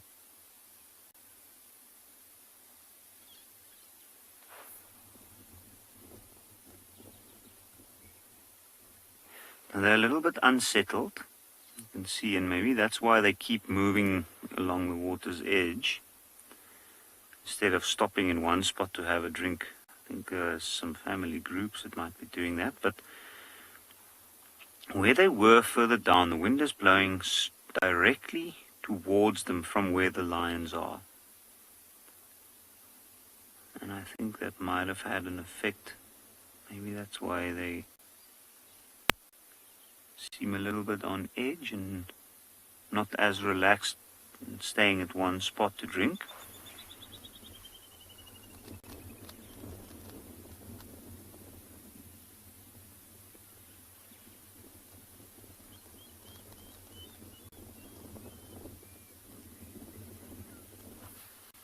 Or maybe they just wanted to move away from that muddy patch, all the algae, all the dung in the water, everything's been blown down towards that southern corner of the watering hole, and maybe that's why they decided to move a little bit further up.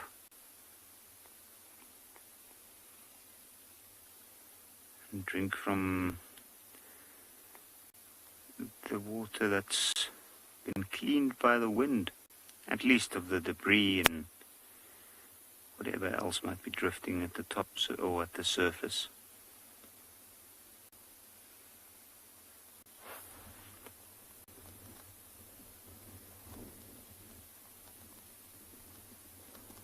But that is pretty amazing.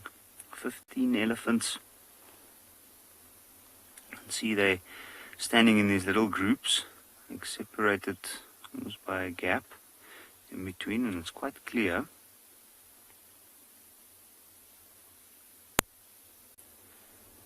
I'm sure within this group most of these elephants will be related, especially the larger cows will definitely be related, but smaller groups that we're seeing might just be the different little family groups. There's a young one going in to drink. See, it's trying to get hold of the mom's mammary gland with a trunk and putting its mouth around it, but mother's not too accommodating.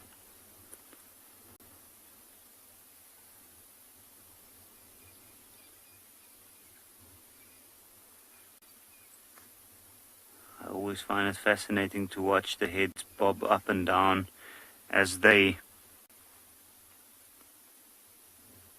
put it down, slurp up some water, and then throw the head back to spurt it down the throat.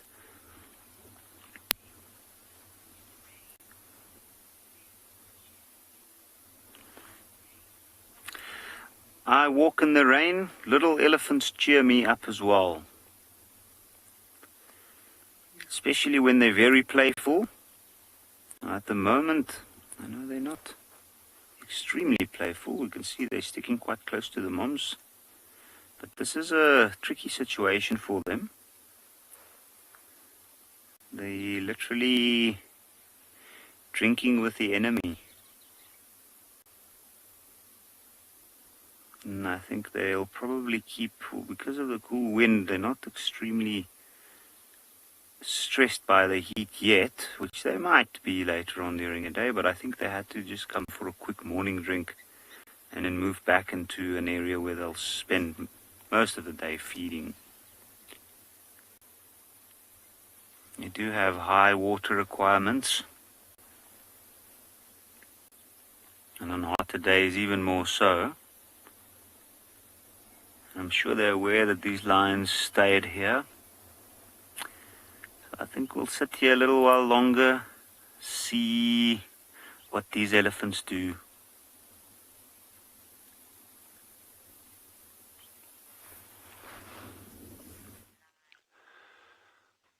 I'm just so excited about what we've seen this morning. It's just like one of those absolute gems that gets handed to you on a platter.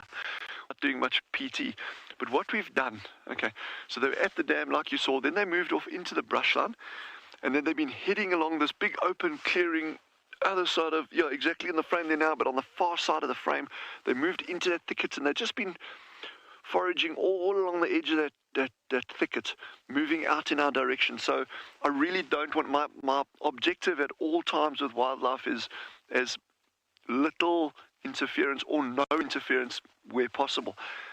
So we know this female's hunting. You must just think of that, the feeding requirements that she's got for herself and for large cubs. Those cubs aren't actively hunting by themselves yet. Yes, if they pop up a steenbok or a hare or something, they'll go for it, but they are far from being independent. So she's still doing probably 80% of the work here.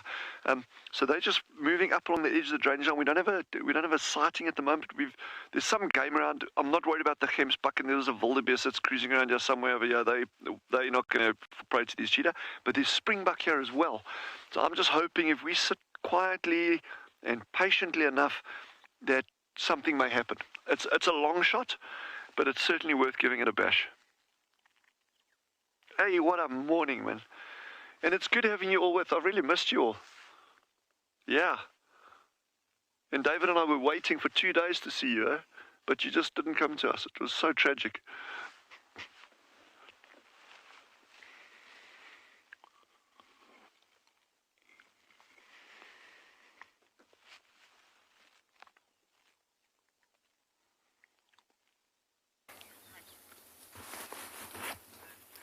Thanks, Dylan, and welcome back to our impala herd, everybody. We've been watching very closely that little young yearling impala that's moved off.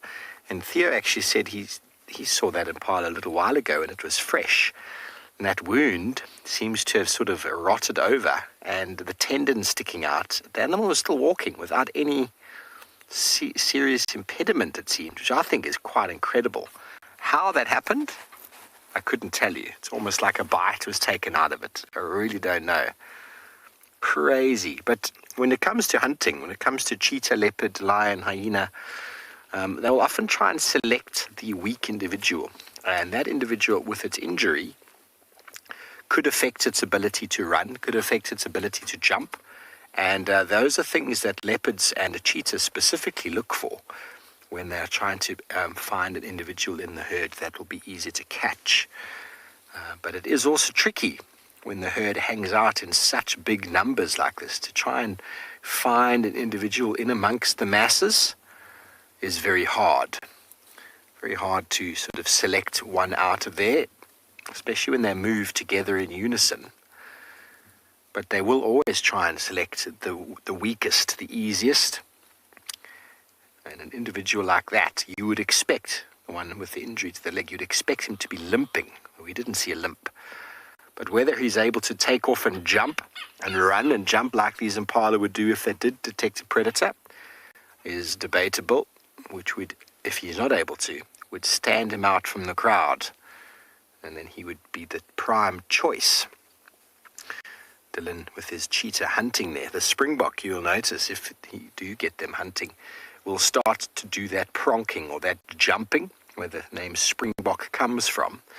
And it might not look like the most athletic or fastest sort of run in the world, but what it indicates to the predator is that all four legs are powerful, all four legs are strong, and that animal's in good condition. And 99% of the time, a predator like a cheetah sees a springbok pronking and they will abandon the hunt. Just like with impala, they do a rocking horse gait. And if they're not able to do that, well, then it indicates weakness and they will be selectively removed from the herd.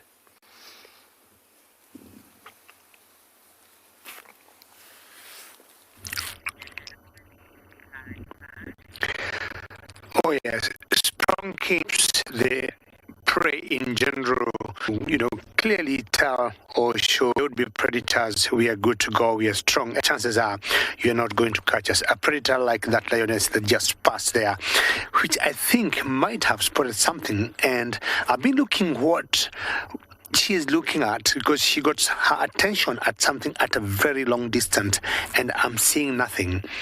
Now, the sister or one other member of this particular pride, or this one cub here, is also looking from a distance. And I would say that adult or that lioness that just passed us there must have seen something. Now, strange enough, the direction she has gone, we have one cub facing that way, and we've got another one cub here, and facing the opposite direction.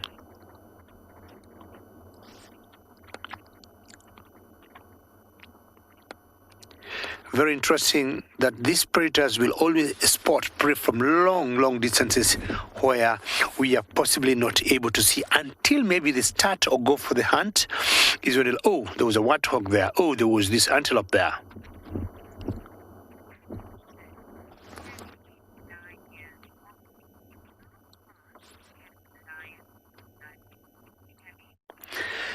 Tammy, lions are pretty fast animals and they can comfortably do 40-50 kilometers an hour. But those will be the lionesses. The males may not run as fast, but they don't run for very long. They just, sprint for short distances. And then if the prey is too far, they'll always tend to give up. It's the bigger cub there, and very good question there for your age. And looking maybe at the mother who went the direction behind us and wondering whether she is going to bring them some late breakfast. Now, when the lionesses commit for a hunt, they'll always leave clear instruction to the cubs. Stay there, don't move, and if you look carefully, there's some nice green thickets there for these cubs to hide. Because what would happen should the cubs also start running with the mother and they're so much inexperienced, they might spoil the hunt. And definitely she is learning something from the mother when she is looking that way. In future, when their time comes to hunt, they're like, this is how you lay ambush, this is the angle to approach on. Now, these are the three cubs here in this litter. The two together of the same age, and the one on the right, which I think is a male, is from a different mother. The two young ones there belong to the female called butternut. So got the other lioness coming down, and not sure she's going to join the other one, but she's quite a long distance from the first one that passed us. But if you look carefully, she's focused in the same direction the other one went. Good light, good temperatures. Lions would hunt any time of the day, any time of the night. I will be surprised, like even now, they choose to go and hunt. It's 3-4 days ago since I saw them with a kill, and I haven't been able to see them since. I'm not sure in between they have made a kill or not, but if not, this could be a good day for them to get themselves some prey. Just scanning and looking, and definitely they'll always communicate using their body language, be it ears, tails, as they make their strategy to go and hunt. You see how she just behaved? That was an intense look, and maybe something could be happening. Look at that.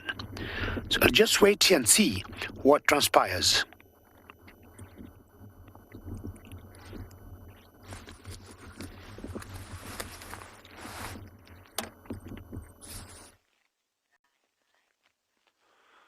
So we just had these cheetah that actually moved out just but far away, about like 400 yards from us, onto the edge of that brush line. They sat there for about 2-3 minutes, and they're just moving slowly across to our left-hand side. Well, at like 2 o'clock to where we are sitting now.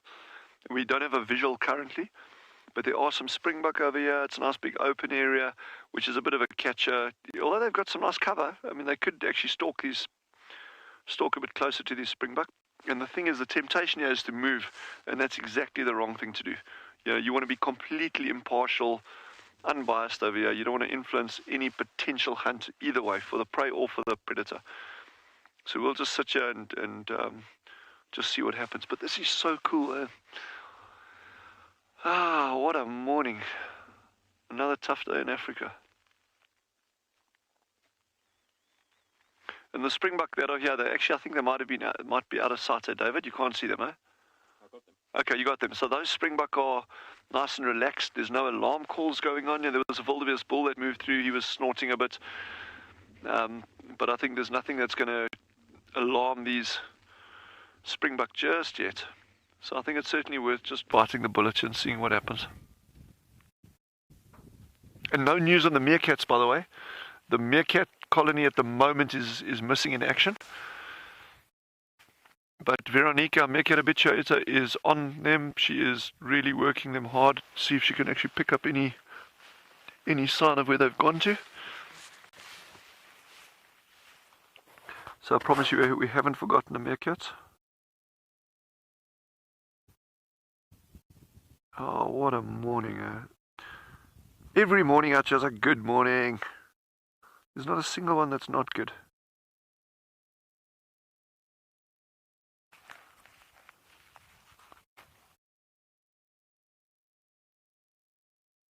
Wowzers.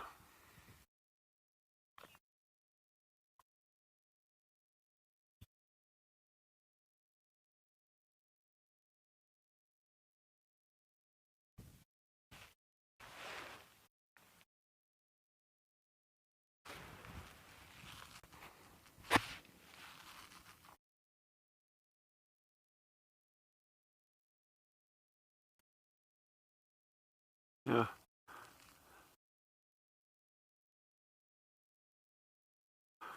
Okay, let's have a closer look at how cheetah, leopards, and lions interact when they do interact.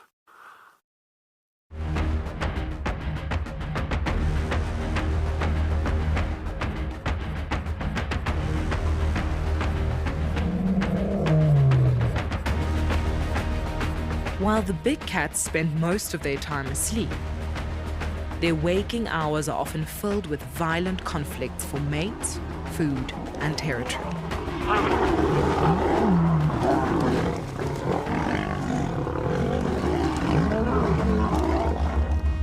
There's no room for chivalry amongst leopards. This grizzled old male thinks nothing of stealing food from a hard-working young leopardess.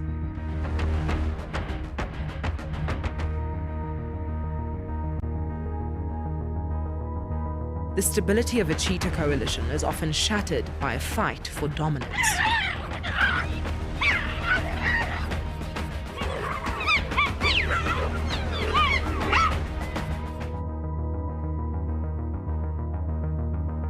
A lion's size will always deter its hyena cousins.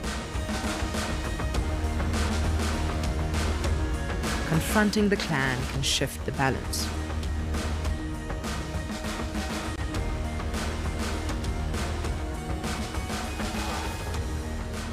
But safety is not always found in numbers. Even a pack of wild dogs can fall prey to a lion.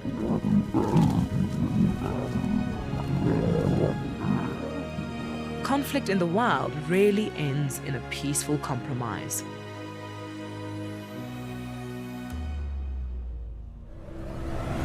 When we talk of survival for the fittest, it also applies to the predators.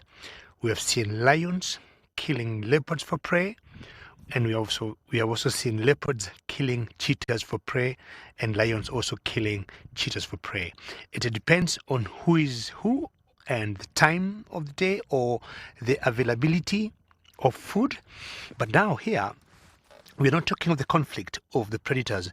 We are talking of a lioness that's laying ambush there, and this is one member of the Owino pride, and she's laying ambush to an antelope to your right, and that is a topi. As it is now, I'm very convinced this topi has not seen that lioness.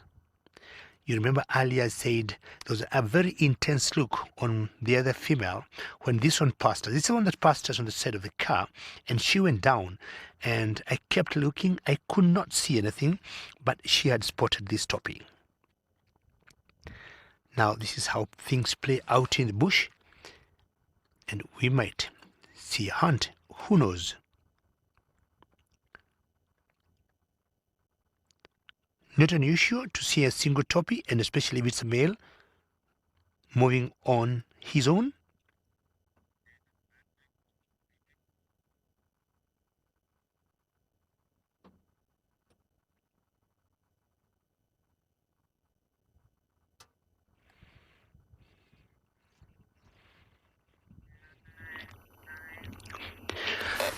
Wow. We do not know what we'll see here. We got a lioness laying ambush in the grass, and she has spotted this topi here, and I got a feeling the topi has no idea that there's a lot of danger very, very close to her. See how she's crouching in the grass there, and she's just moving her ears, and not sure that is a communication message she's sending to the sister or to the other members in this particular pride. But we've got some wind blowing, and it could be causing a bit of confusion to the topi. Either way, they are always very alert, even when they do not spot. They would be predators, because they know out of experience they have bumped into lions or to lionesses in areas where they did not even expect to see them, because of how they blend in very well in the grass. This is a typical play that we normally see here in the African wilderness.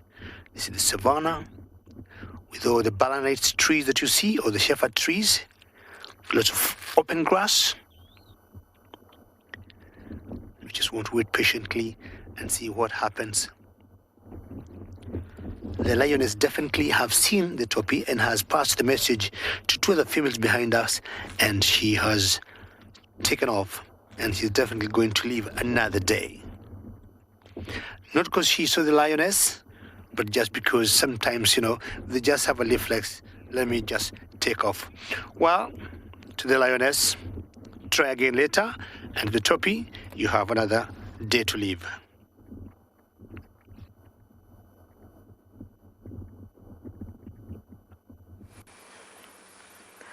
Well, my pied kingfisher also bolted. And instead we have some lapwings. Also black and white.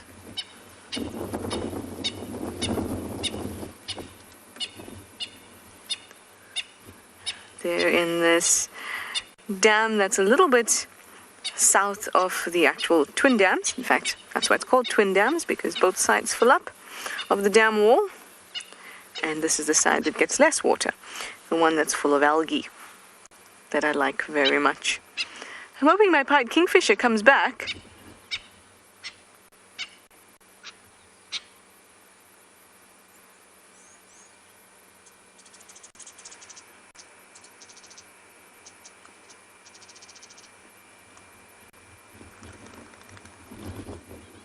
There's normally so many birds down here, so I like to sit and wait just to see.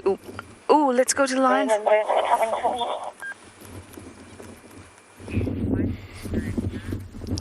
Well, the lioness has not given up. I'll bet the distance between her and the topi growing, she hasn't. She's still hoping that topi will stop and maybe start feeding. Now, if you look carefully, it's quite far from where we are, and we do not want to get close and maybe influence the hunt. We're staying from quite a distance so that if anything happens, we may go a little closer. But if you look carefully there, you can see her in that, crouching distant posture. She goes down. And of course, the whole idea here is to blend in so that if the topi turns around and looks behind, he does not see anything. I'm just guessing for now it's a male because he is alone. And look at where he is. If he would have known there was some danger behind, I'll tell you, he would have taken off like a long time ago and sprinted very, very fast. But they know through the years they have lived, especially this one, that dangers could come from any angle at any point. So they walk, they move, they look, stop, eat, or have a drink. But I'm very convinced he has no idea there's a lioness behind. But this lioness is so determined to get some breakfast for her cubs. So until maybe he'll get to a comfortable position where he'll be able to stop and eat, he's not going to stop moving. Let's have a look at our lioness and see where she is.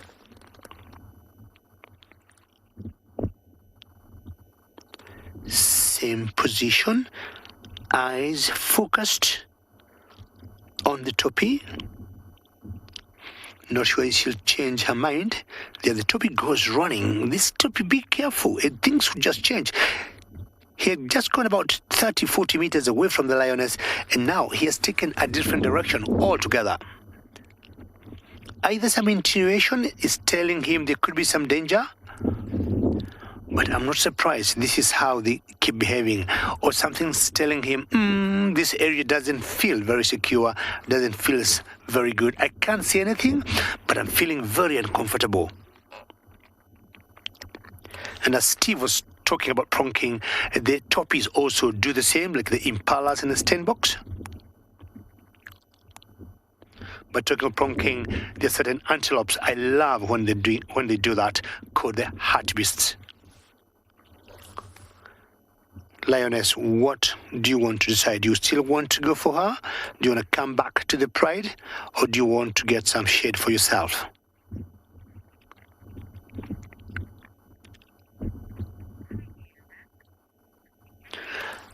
Lionesses could hunt any time of the day, we're going to be very patient here and see what she decides.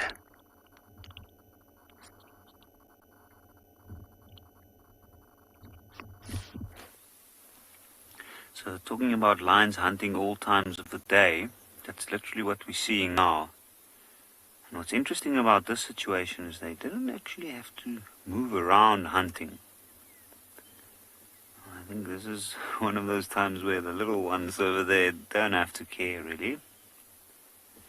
But all of these lions are in a position at the moment where they're still surrounded by the wildebeest, the zebra and the impala. And this is literally a waiting game. Now anything can happen here. The most likely thing will probably be that those antelopes will pick up on the lions, which some of them have already seen. And it's a bit of a catch-22 because they're not sure how many lions there are. They can't see all of them. And they also need to come down to come and have a drink of water. This is the most likely source of water for any animal within a couple of kilometers. You can see how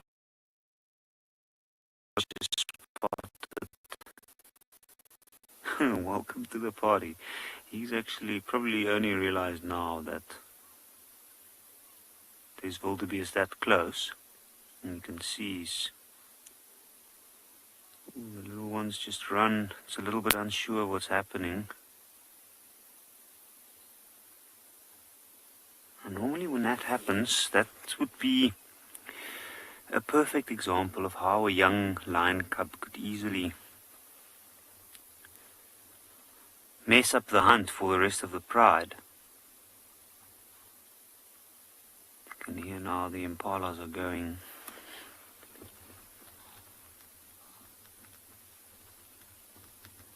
Even the wildebeest have spotted them now as well.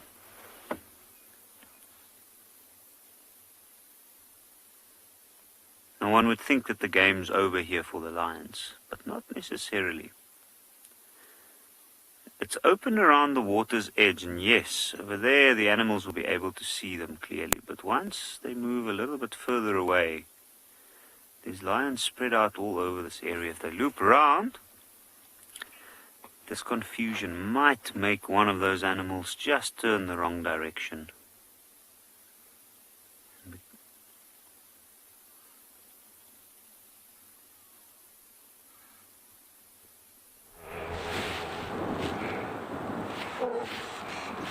Welcome back to the Mara. Welcome back to the Mara. And I'm still at the river, that hippo there. Just to explain what he just did, he went out, defecated or went to a toilet break and did very much the same I've been telling you about. What they do is males do their bathroom in the same place every day, and by doing that they will spread their droppings, mixing it with their urine, put it in one spot. Always they might have more than 5 spots within their territory, which they visit every evening and do that.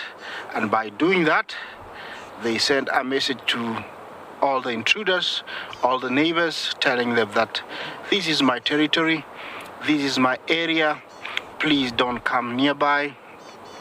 And I believe that the urine mixed with the droppings sends a very strong message of who they are, how strong they are, and how ready they are to defend their small territory. Remember, these are very aggressive animals, and during mating, males, come face to face, fighting each other using their long canines, almost a foot long.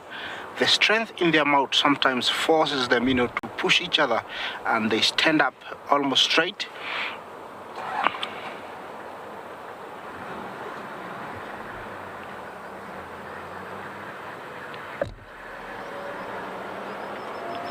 Las Vegas lady, you asked me how many male hippos are there in a pod. Did I hear that right?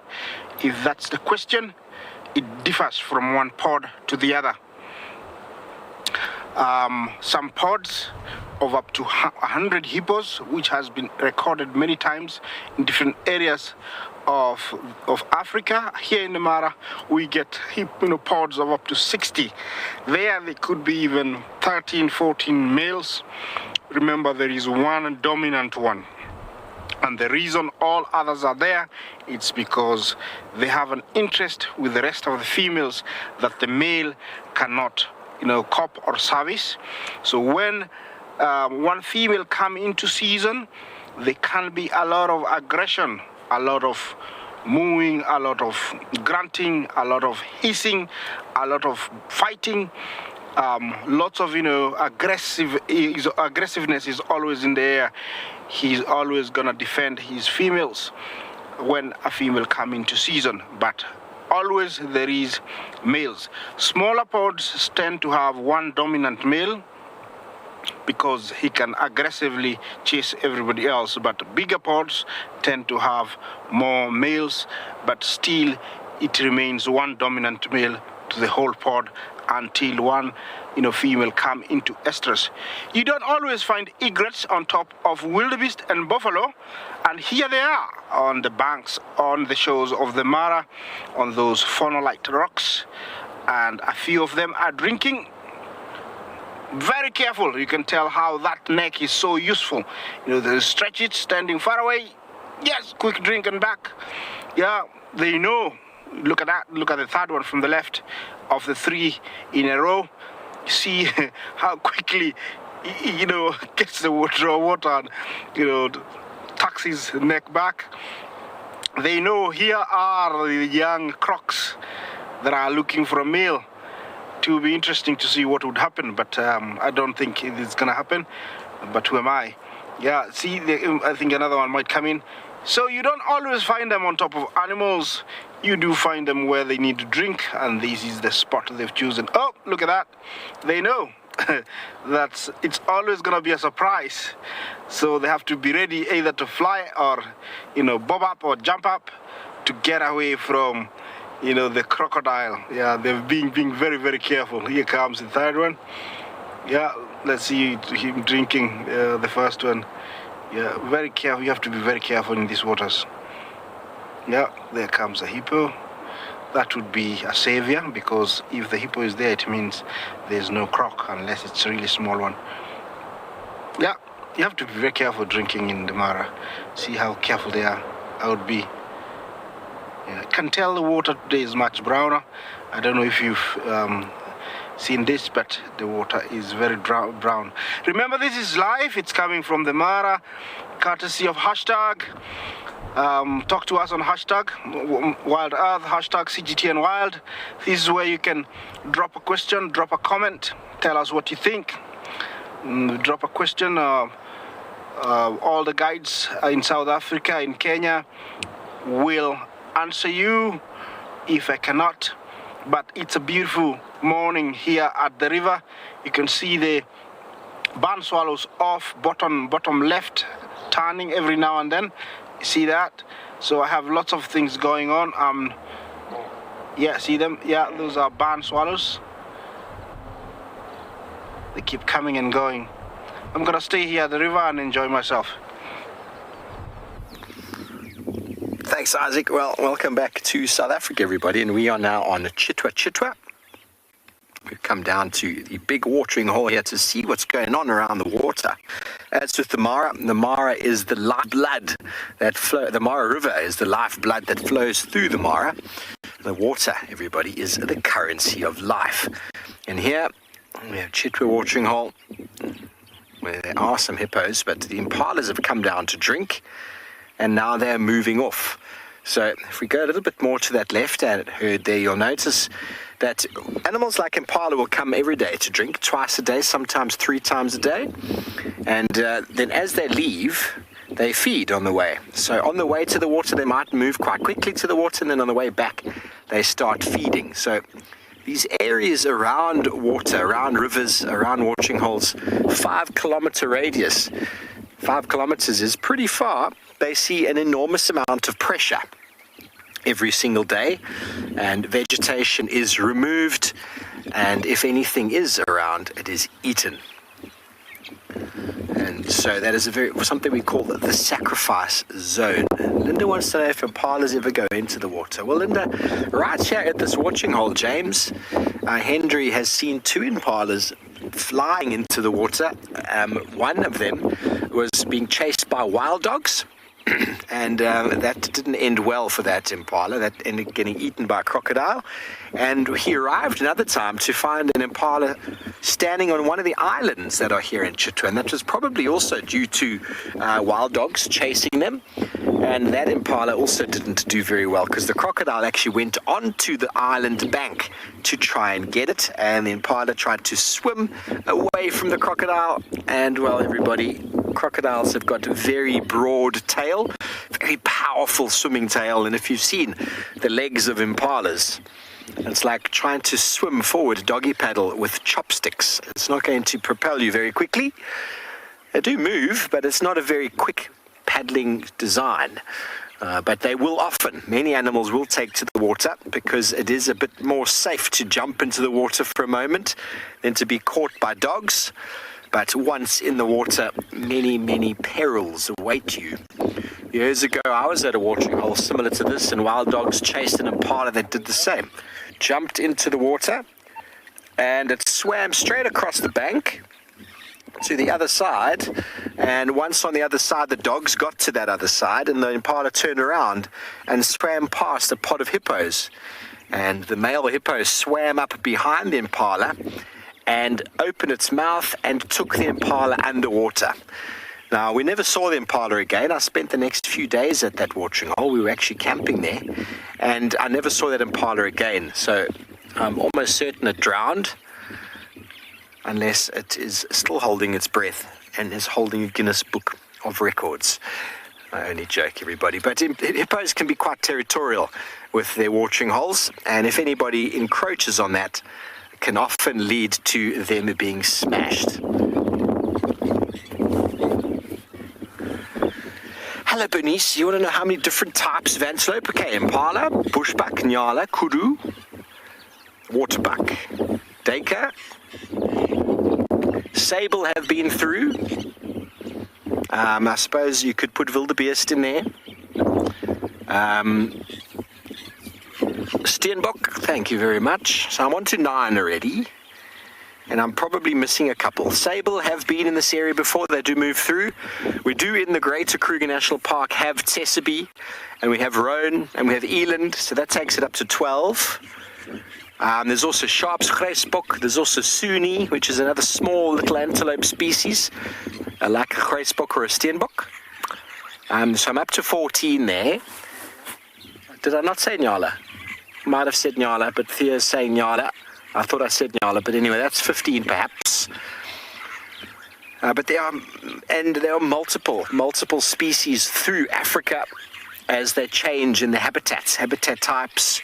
You go from aquatic habitats, which favor animals such as lechwe, where the waterbuck come from, and then you go into forested areas where you get numerous species of duk-duk throughout tropical Africa. So many species of duk-duk. There is a huge book just on duk-duk, and the Mara has got wonderful species as well. Going over to the Kalahari, we get the much more desert-adapted animals such as the Gemsbok. Definitely see more eland that side.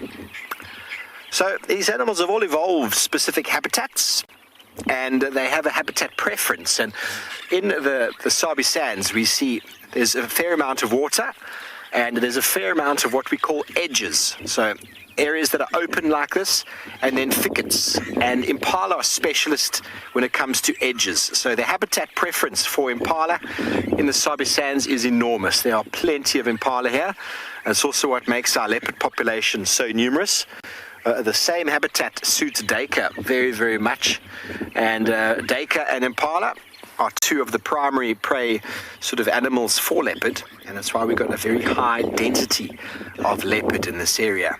Obviously, going up to the Mara, the much more open, wide open spaces gives rise to herds, much bigger animals, and it's why it is a prime lion habitat.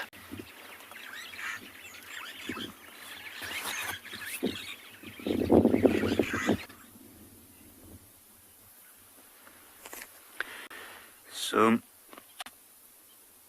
this area has just been so productive this morning. You can see now most of the lions have got their head up, some of them even completely down and look relaxed.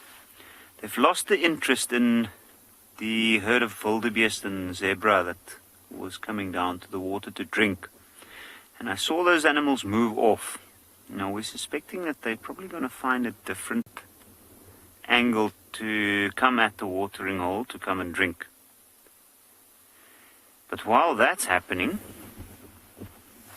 there's other impalas and other animals that's come down as well. And each time they realize there's lions, and then for the first time in the day they start shouting at them. So I think whatever, it's not completely lost yet, but I think that their biggest chance have gone now. The animals are now aware of them, and you can see the large lionesses are not really paying too much attention anymore.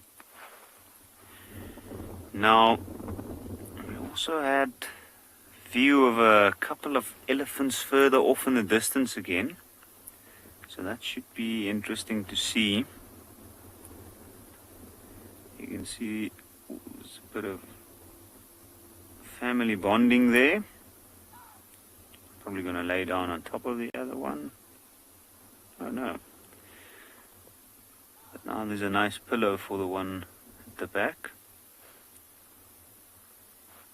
The sun's getting very hot, so these animals will be moving into the shade and along the edges. So they won't be as visible as they have been all morning. But they also won't be as active with the heat rising. So I think we'll give it a few more minutes, see if they settle. We might decide to start moving on.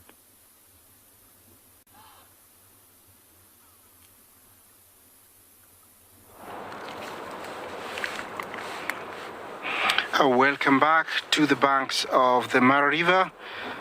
I'm still here, and now I have three hippos all facing the water. I don't know what they're doing. Maybe they're meditating. It looks like they're seriously into something. What do you think they're doing? Or they like to watch water and see, how it looks from the outside. Interesting. Okay, just something quick for you guys, because you have been asking me questions. You have been sending very good comments. I'm very grateful. What do you think? This is a small quiz before the end of this live show. Maybe you can, we'll tell you who has given us an answer. How old do you think that little guy is? James, could we zoom in a little bit? How old do you think that little hippo is? That cuddly, beautiful little hippo. I must tell you that it might look very small, but it can be very slippery. I once came across one that was separated, and my boss said, Isaac, could we capture it and take him back to water? And I tell you, we dove on it, two people, on the back, and how slippery it was, I could not believe it. We could not hold it. We could not hold it. It was so strong, it kept dragging us. Now there are two. I don't want to confuse you. I will still remain with the one outside. This one is much younger. I'm asking about that one out of water. My little question is, it's just a small quiz. How old is that guy over there, that little hippo? Yeah, looks like they have a choreography going on. They've turned into different direction. This is serious, yoga or meditation. Yes, looks like, there's something going on definitely there. I don't know how to speak hippo. I wish I could translate, but definitely you could tell there is something going on. I'll be here waiting for your answers, but this is rather beautiful and getting even better, for me. that very dry, dense tree line behind this herd of elephants, this herd appeared. Now, this is pretty spectacular. And I think that's how it's going to go back and forth from here on for most of the day. One doesn't always realize it, but when you sit at a watering hole long enough like this, at the right time of the year, on the right day, then you might see a lot happening. Look at that female with the big tusk. Her left tusk is quite a skewed tusk, and her right tusk is quite short. Now, this elephant, since she's got this very unique set of tusks and it is quite conspicuous, we are able to recognize her when we do see her moving around, and we have been seeing them for the past couple of days, actually moving over quite a vast distance. She also looks the oldest out of the elephant cows here. It looks like she's got two younger ones with her as well.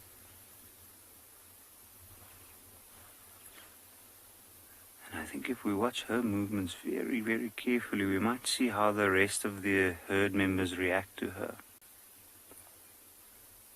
Now, they came down quickly, and there's a possibility they came from quite far to come and have a drink here. They might have actually been moving all morning to get here. And I can see some of these elephants are stepping deeper into the water.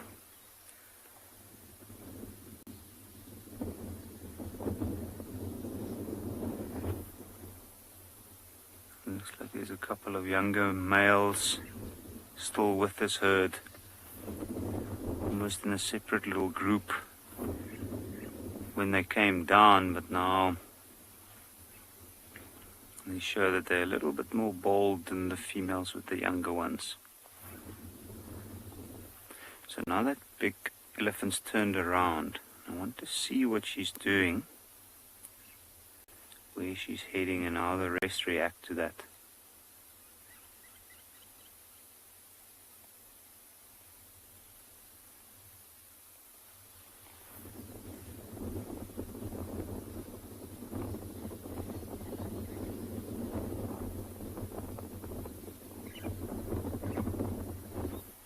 This is just amazing.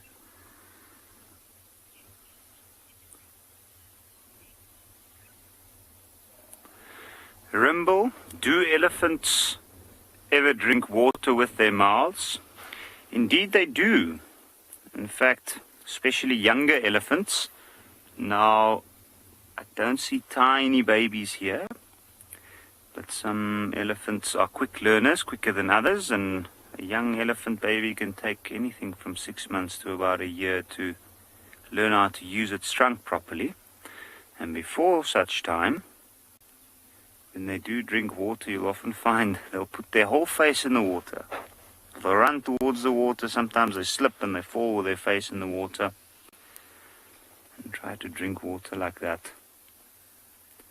Like they technically only drink with their mouths, I suppose, if you think about it. If we watch these elephants carefully, look at that one. See, she puts the trunk down in the water. And that one slurps water up and then squirts it into the mouth.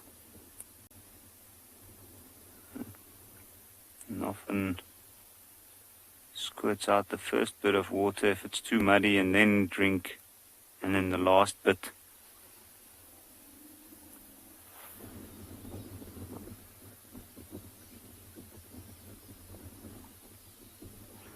Now,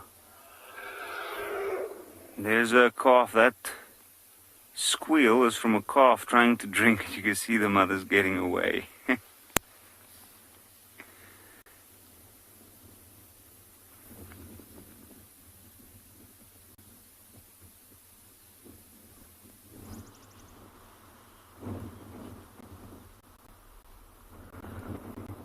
Welcome back everyone to and beyond Phinda Private Game Reserve. It's been a while. We've been driving around and not seeing much in terms of animals or even birds for that matter. It's so windy, but we've just managed to find this big giraffe bull, and of course he's now hiding, but he's busy feeding on a big scotia tree, and there we go. You can see those beautiful red flowers at the moment. So it's called a weeping boerbean, and it flowers now from August till about November. And where the giraffe has been feeding, can you see how all of a sudden there's no more flowers wherever the giraffe has been able to reach? So he's been eating the leaves, but also feeding on the flowers that he can reach. And he's busy, he's hiding at the moment. Lots of the animals are hiding with this wind.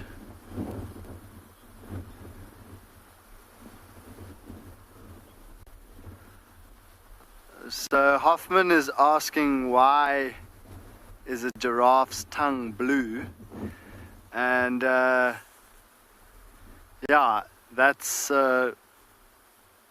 quite a tough question. I mean, there's been quite a bit of research into if perhaps there is a definite reason for the tongue being blue, but giraffes feed on a lot of a huge variety of plants, and of course they are browsers, so they feed only on leaves, and they'll feed on new growth, so newly growing leaves, and the new growth of the tree. And some of those trees are quite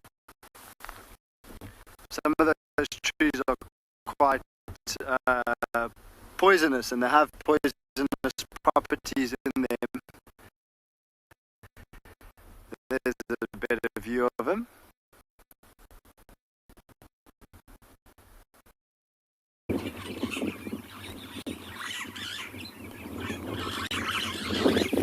Welcome back to Chitwa and the Sabi Sands, everybody. I'm sorry about the difficulties. Just gonna let your links going crazy here.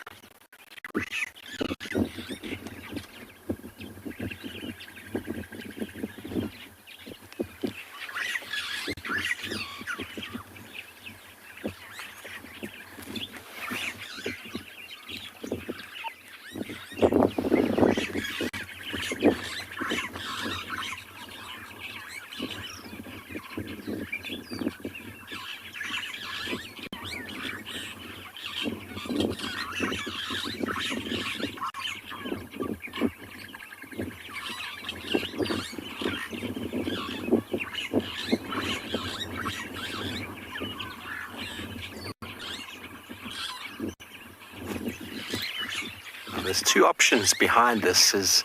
One is there's a snake, and the other is they're having their end of year function, annual general meeting.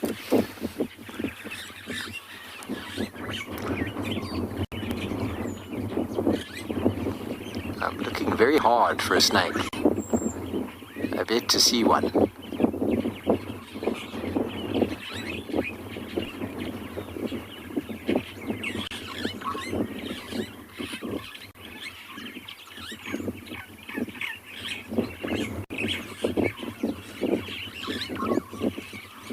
It's very common for birds when they find a snake to mob it, to make a lot of noise.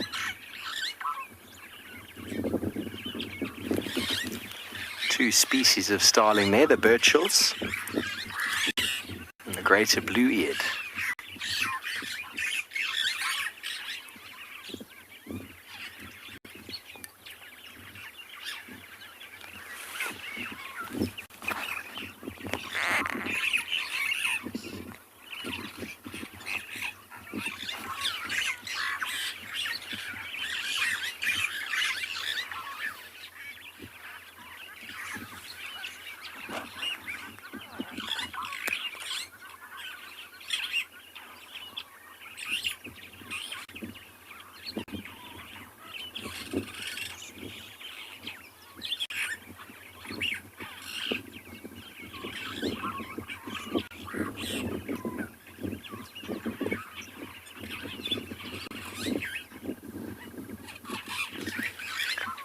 Real little bird party of starlings.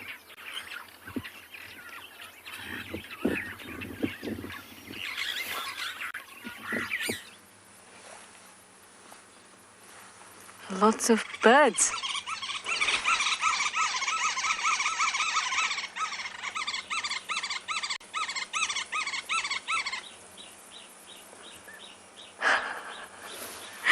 Is this the woodpeckers? Look at this, there it is. Oh, this is too cool. It looks like a golden-tailed woodpecker.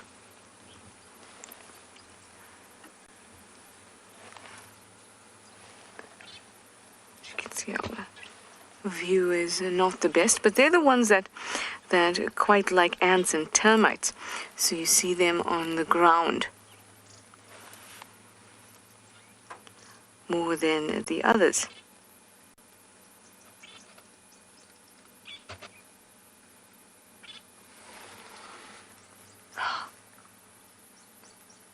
They move so fast though. So fast. There were some other birds on the ground. Oh, there's some waxbills down there.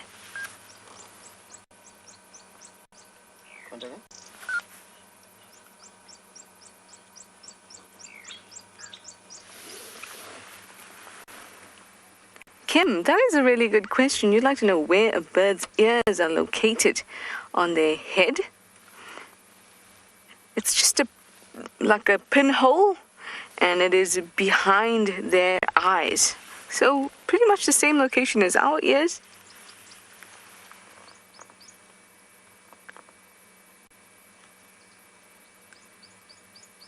And they can still hear perfectly well, even though they don't have external bits to their ears, or pinnae. That's the external bit. But they can still hear very, very well.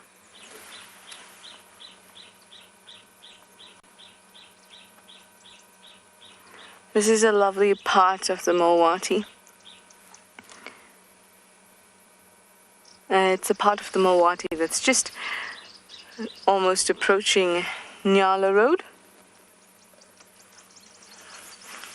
Oh, I see the woodpecker again, PK.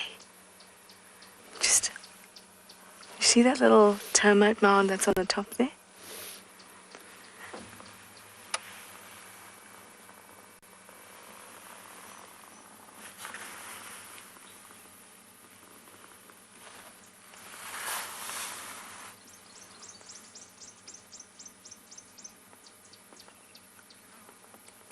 Look at it go.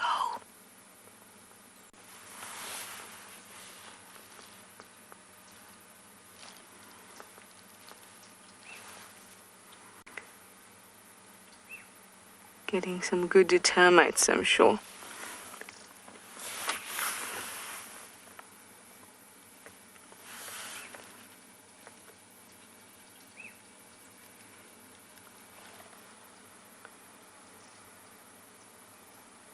Oh, this is so cool.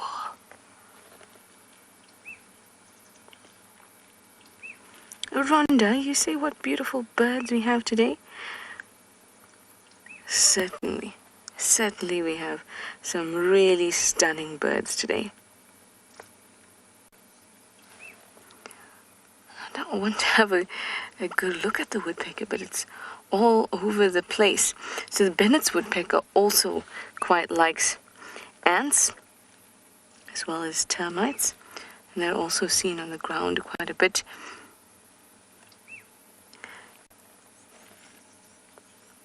And the one that we saw had a forehead that was black with white spots. And if it had these kind of, looked like it had blush on its cheeks, then it would be a Bennett's. But they are flying all over the place for now. Well, I'll confirm with you in a moment if I get a good look.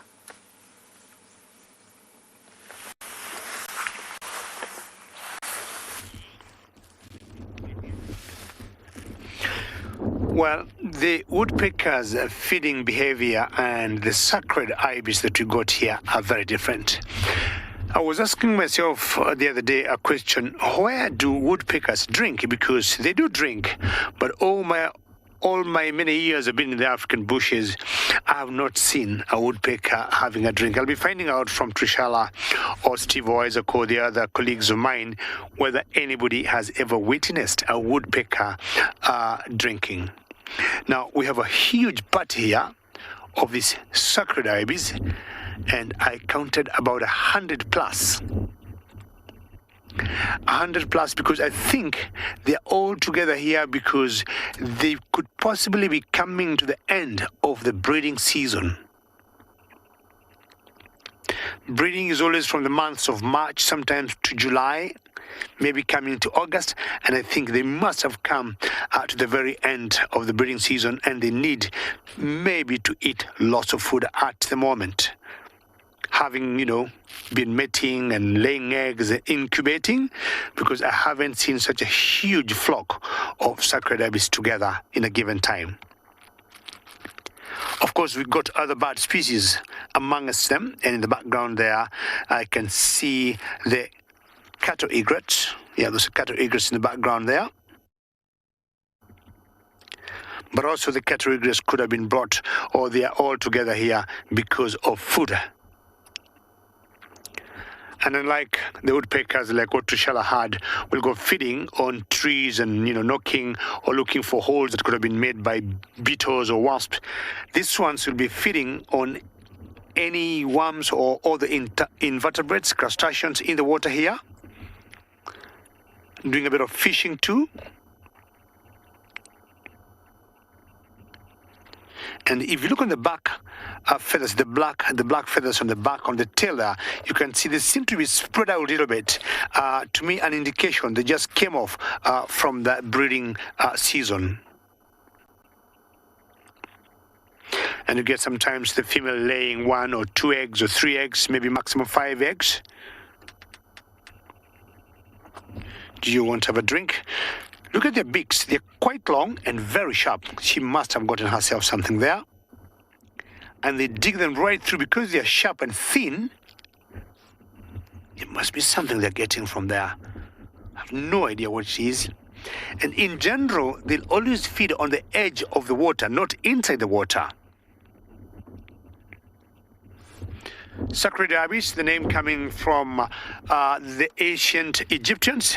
They were related to the ancient Egyptians to a particular god who was thought to be very sacred. But there are other areas you get these birds, like Iran, not only here, but they're native to Africa. That one you see there is an egret, but that is the larger egret, or the greater egret rather. And I just allow these birds here to continue having their party as I move on. Yes.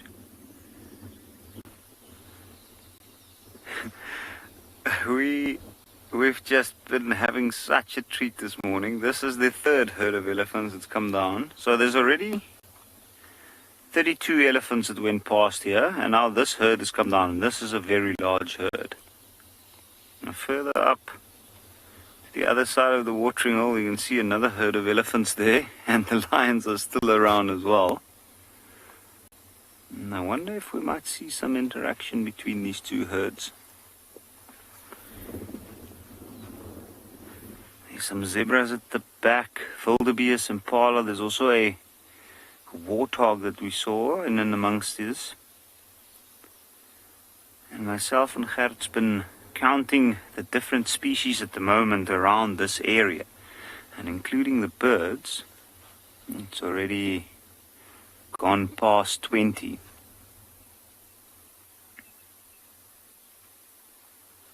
So I think it's just the right time at the right place at the moment.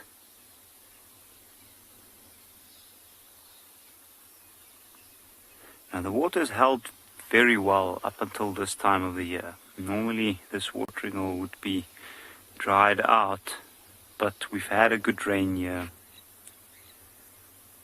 And it's amazing to see how it plays an important role later during the dry season. Just have a look at that. With a large herd like this, there's a bit of confusement and as well as excitement when the elephants come down to drink. The babies are scrabbling to find a space, and I guess they'll spread out once they have had their initial drink. Jerry, how often do different elephant herds meet up? That is very difficult to answer with a sure answer, I think, because it depends on the situation or the area. In this case, Ngala is part of an open fence system, which means there's no fences separating the reserves nearby.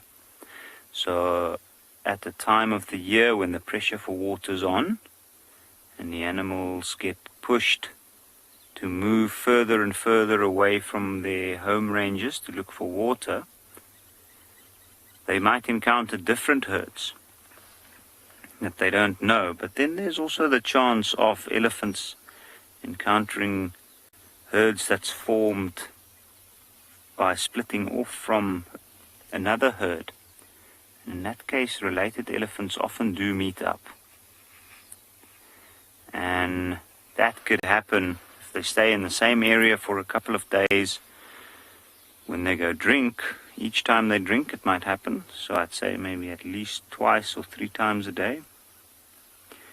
But it's a very difficult question to give a clear answer for, I think. And in reality, I'd say the best answer would be, I don't know. In this case, I wonder if these herds know each other. They must have been interacting a bit over the areas with water here. So you can see now there's a movement. Some the group members moving over towards the others, and I think they do have them in their sight. One's in front is approaching a little bit more carefully, and I found often that the younger elephants are more gregarious, and they're often quite keen on walking over to nearby groups and make friends, just introduce themselves. So we'll see what happens there.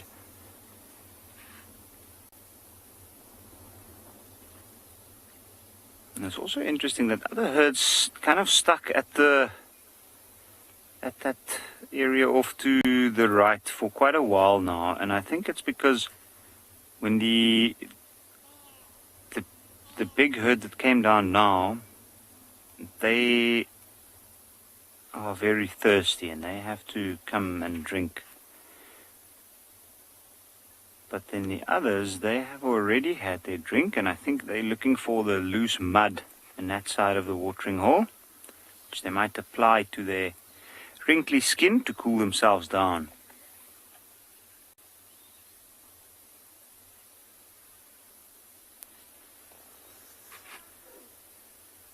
This is incredible. Ooh, there's some warthogs coming down. I think they might come and do the same after the elephants have left.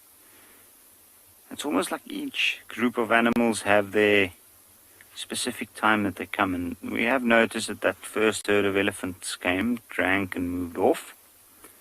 Then the next herd, which is slightly larger and it looked like an older matriarch as well. Here we go, look at those warthogs. Also a little bit weary, it looks like a young one. Maybe the mother.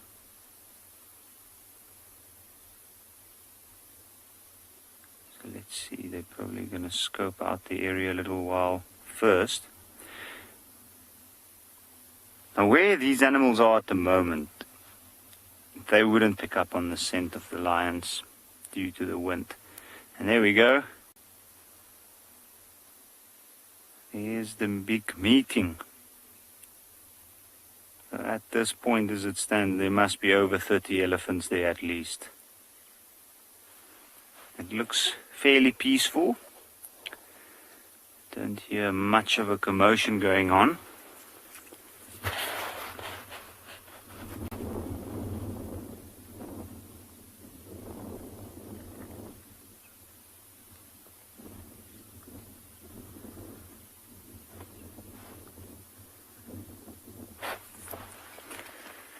That is amazing.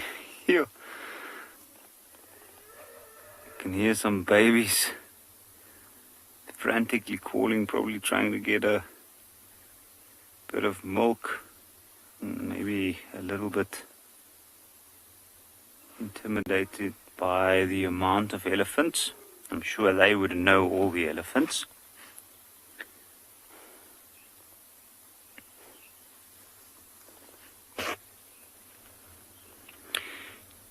DG, this is a very, very incredible view.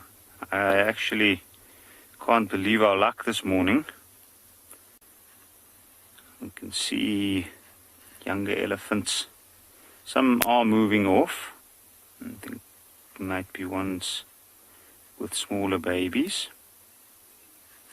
And then some of the younger elephants, like the teenagers, joining the rest of the group and introducing themselves. And now this warthog and a young one have come down.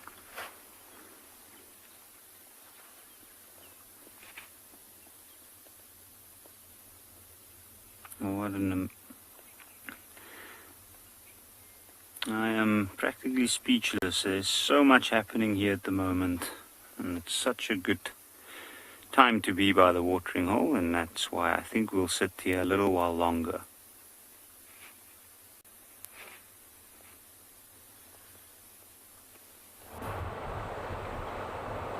Welcome back to the Mara.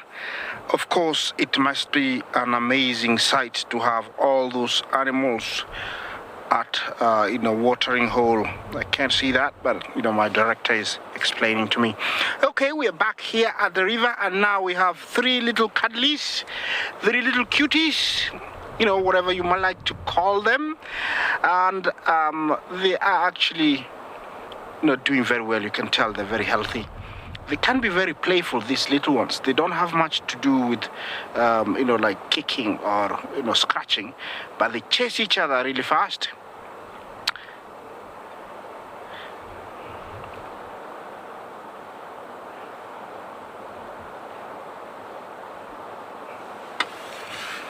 Yeah.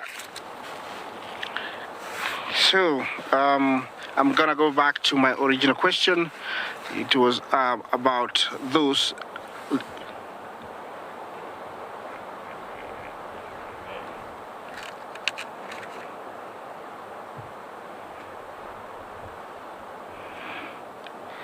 Yeah, I've got three. I did ask you about, how old that little hippo was. It's not in the frame right now, and I've had three answers from my keen, observers. I didn't get the third name, but it was Danielle, 6 months, Lisa, 3 months, and I didn't get the third name. She said 4 months. I don't know. I don't recall the name, but 3, 4, and 6, which was Liz or Elizabeth. So Danielle, you said 6 months. Elizabeth, you said 4 months. Lisa, you said 3 months. I must say thank you very much for participating. The little guy, I would say he was 2 to 2.5 months. It was too big for 4 months and very big for 6 months. At birth, they are born at around 60 kilograms. And in the first month, they can actually add a lot of weight. So I would say, they were, through experience, 2 to 2.5 months. Lisa, you would have been very, very close. Thank you all for participating. I will have another quiz another day, maybe tomorrow. But thank you for being, keen, part of the show, enjoying what we share with you. Yeah, those guys are coming out more and more. I still see more. Yeah, oh, there's a male to the right. That guy is a male, and the main reason I tell you that, I saw him being chased earlier by another male, and then he went to the bathroom, and that's how I could tell he's a male.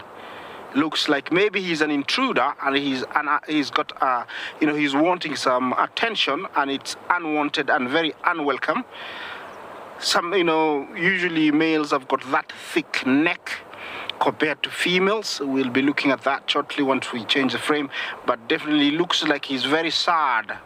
He's there, he's like, oh, they don't want me here. Yeah, what can I do? Yeah, usually they have that thick neck. Have a look at that. See, I would say, I don't see much different. Looks like also that's a male. But yeah, I've seen them, having very thick necks. Yeah, the little guy now is zonked out, very fast asleep, which is much needed after being very playful. I must say this little pod has got very, cute little ones. I think that's the guy we're talking about, the one to the right of the three young ones. I think that's the guy. He's much bigger. I would give him around 2.5 months. That very small one there, that's easy 1 month or less. You can tell, very small, maybe 80, maybe 160 pounds. Yeah, very, very small. But it's nice to see these many hippos. Yeah, somebody just woke up, want to reposition maybe. There's a rock that's piercing the skin, want to move away from it and reposition.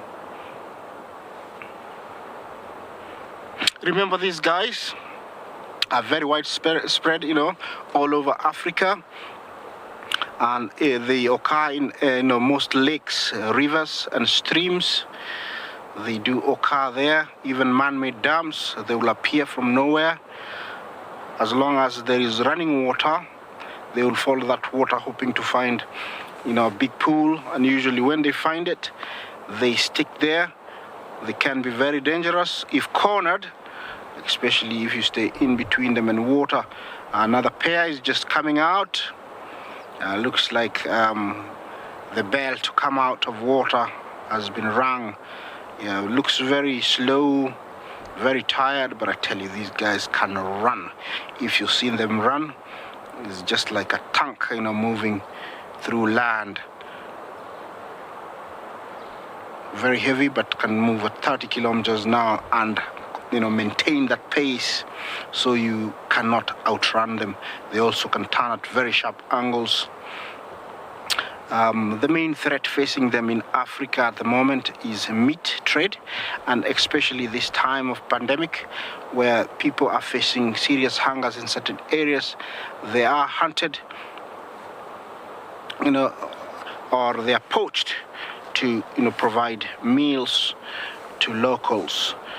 Yeah, I'm staying here for a little bit, then I'm gonna head out and I'll catch you out there, try and find you something else.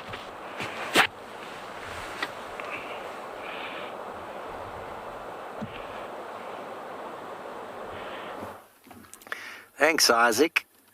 Welcome back to Chitwa, everybody. Sorry about the aerial. We've got our camera right up in the air. We've got a huge text or kettle of vultures around above us, and it's very difficult to get them in shot.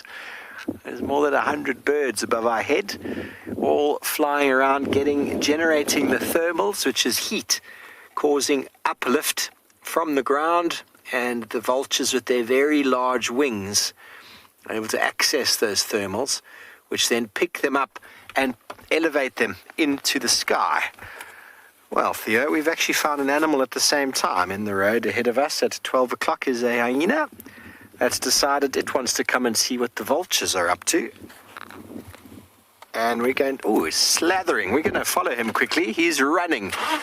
He's running. Where are you going to, Mr. Hyena? His saliva was pouring out of its mouth. The vultures seem to have taken off from this area as well. That's while we were checking.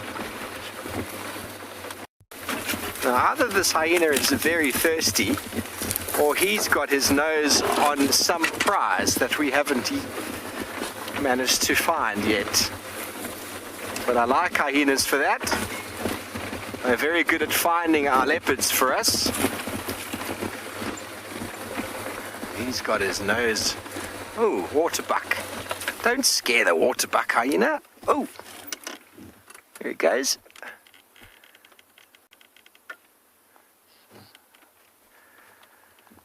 It was dripping saliva. I think he also was following these vultures, and vultures often take off from an area that there was some form of dead animal. Okay, well, that waterbuck is actually going to chase the hyena a little bit. Let's carry on. Sorry.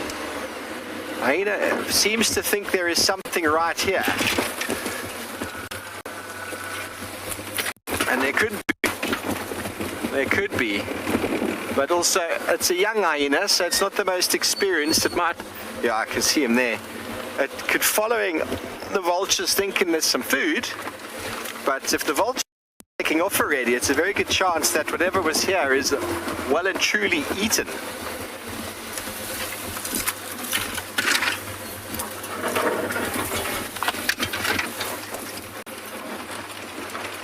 Now, where did it go?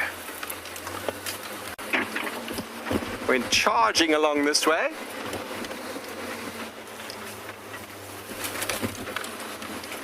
Running, stopping, which is, you got him? So we're with here? Ah, yes. Up on the other side. Oh, hold on. Gone straight through the block up here. Let's see if we can get an access. There's a road up ahead. Might make life a little bit easier. Running. To run where he was the other day. Okay, we're going to try and follow this hyena, see if he maybe leads us to a leopard.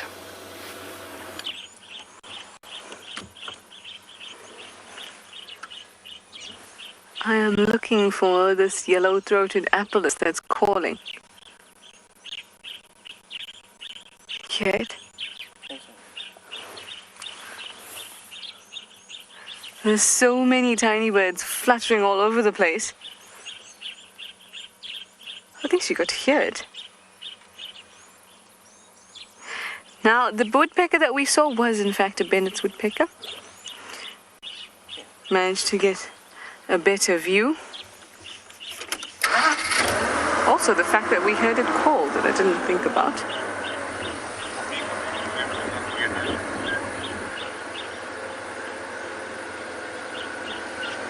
Come on, Apelus, show yourself.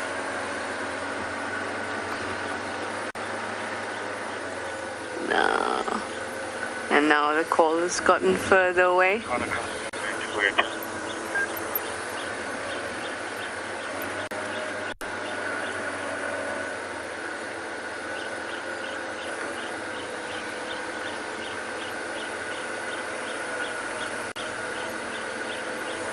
Oh well. I'm almost at Buffelshoek Dam. There we go. Hopefully there'll be some elephants playing in the water. I was so happy with yesterday afternoon's sighting of the elephants playing in the water and the sun glistening. It was just beautiful.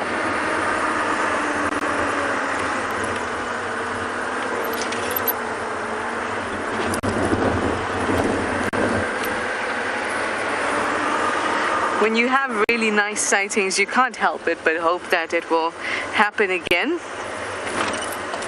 But then you're also so happy that you're fortunate enough to witness it and then, of course, share it with you all. Well, I'm almost at the dam. I'll let you know what I find there. Talking about great sightings, I think the ones that's had the best sightings this morning over here on Ngala has been these lions. They have just seen a giraffe walk into the picture, and the giraffe is somewhere along those trees there. We've also had some kudus come down. It's the late morning drinkers.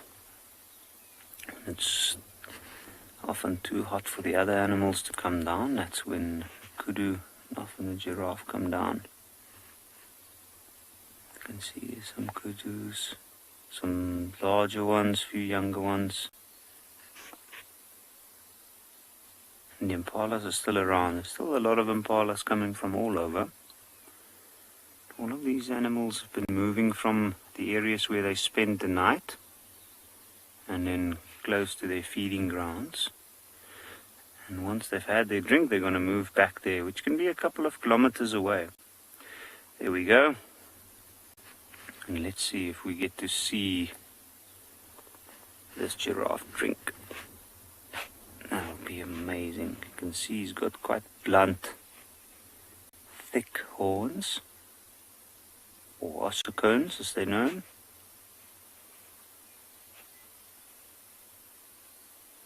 He's coming along the edge of the water all the way down. He's probably looking for a easier spot to access. And I think he's just spotted the lions. He's just froze. Ears are facing straight forward. And he's keeping staring in the same direction. And the lions aren't particularly well hidden, and I think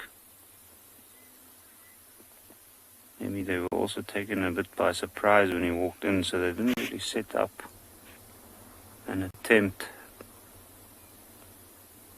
to try and hunt. I also don't know if they'll really spend the energy on something as large as a giraffe now.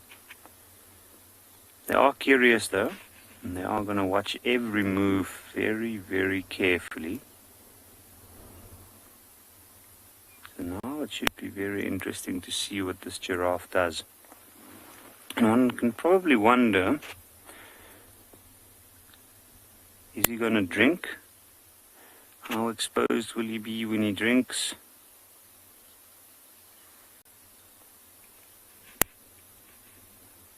He's kept staring in that direction as well. He stopped before he came in. So maybe there might be more giraffe.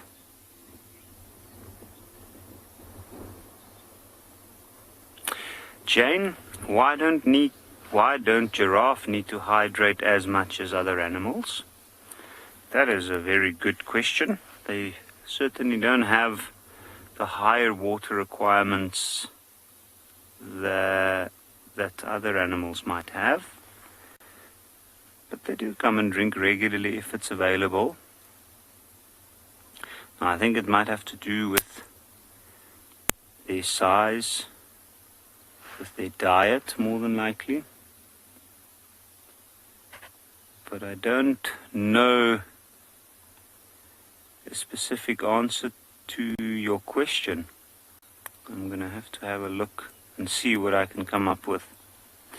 Talking about that, I also had a question yesterday about, do birds get their winter plumage? Which I've actually found out. Some birds do get a winter plumage of some sorts. Some birds molt their feathers, and they take quite a while. Some of them can take a couple of months or a year, where some of them the molt is quite quick. And they usually constantly preen their feathers after a breeding season, which might be due to the time of the year. They have to pull out some of the older feathers to make place for the new ones to start growing out. Specific winter plumage in terms of keeping them warm, I haven't come across anything yet, or much changes in that.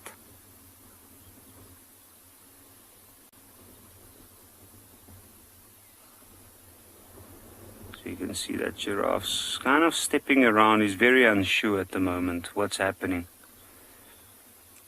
And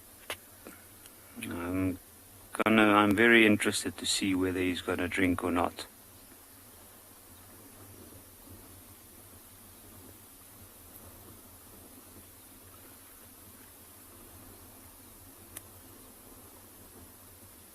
Yeah, any water bodies could be very tricky to animals like giraffes, and it could be anything, laying ambush there, like the lions. And I came along the banks of the Mara River, and as usual, there are some species of animals that we know we will never miss, and these reptiles here are very good examples.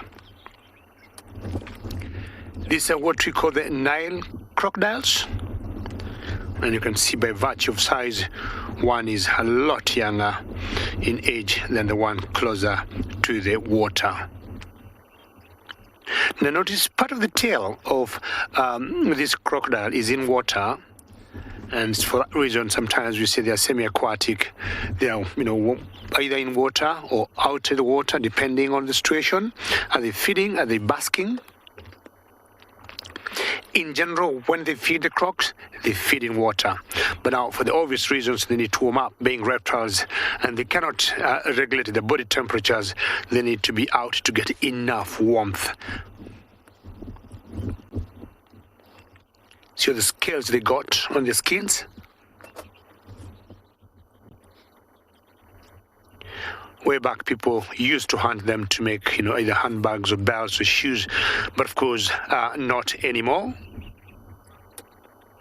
because each species of an animal here counts in order to keep the cycle of the ecosystem running as it should. Very difficult to tell, whether it could be a male or female. Eyes closed, tucked in, and getting the best from the sun.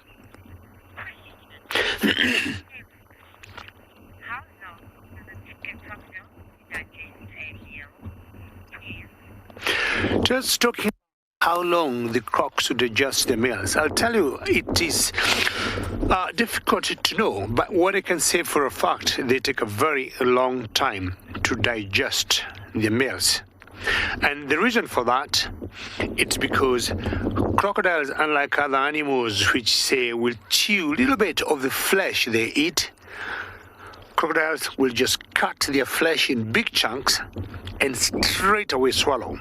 Now, crocodiles got tongues, but the tongues are glued to the roof of the mouth, and the tongue doesn't help to churn or doesn't help in feeding, because tongues come in very handy when you're chewing something. Now, having the tongues glued to the roof of the mouth, that does not help these reptiles to chew their food. So they just cut pieces and they straight swallow it. And what we usually believe they do by spending so many hours outside basking is they absorb lots of solar energy, and that solar energy later on tonight, with the help of the enzymes, help to break down what they did not chew in the mouth. So one thing I would say, I may not know how long, say, the digestion process would take from the mouth to digestion to exiting it, but I would say for a fact it takes long, because it takes rather long before they break it down, because they do not chew it into smaller pieces.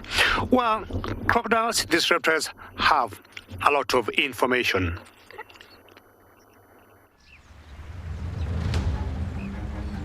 On the banks and beneath the surface of the Mara River, there lurks a reptile with quite the reputation.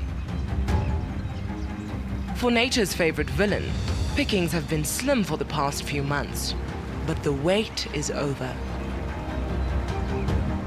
The migration has arrived. They slink beneath the muddy surface as the herds approach. Drawn to greener pastures on the other side, the buffet table is laid and the feast begins. The world's most powerful jaws snap at wildebeest, zebra, and gazelle. Africa's biggest crocodiles will feast like this.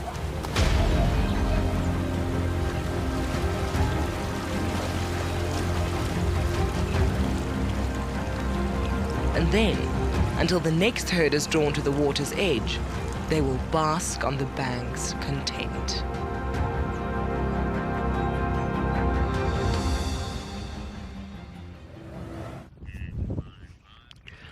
Migration time is party time for most of the predators that will swing by the river, but more so the crocodile, because that's when they easily get their prey.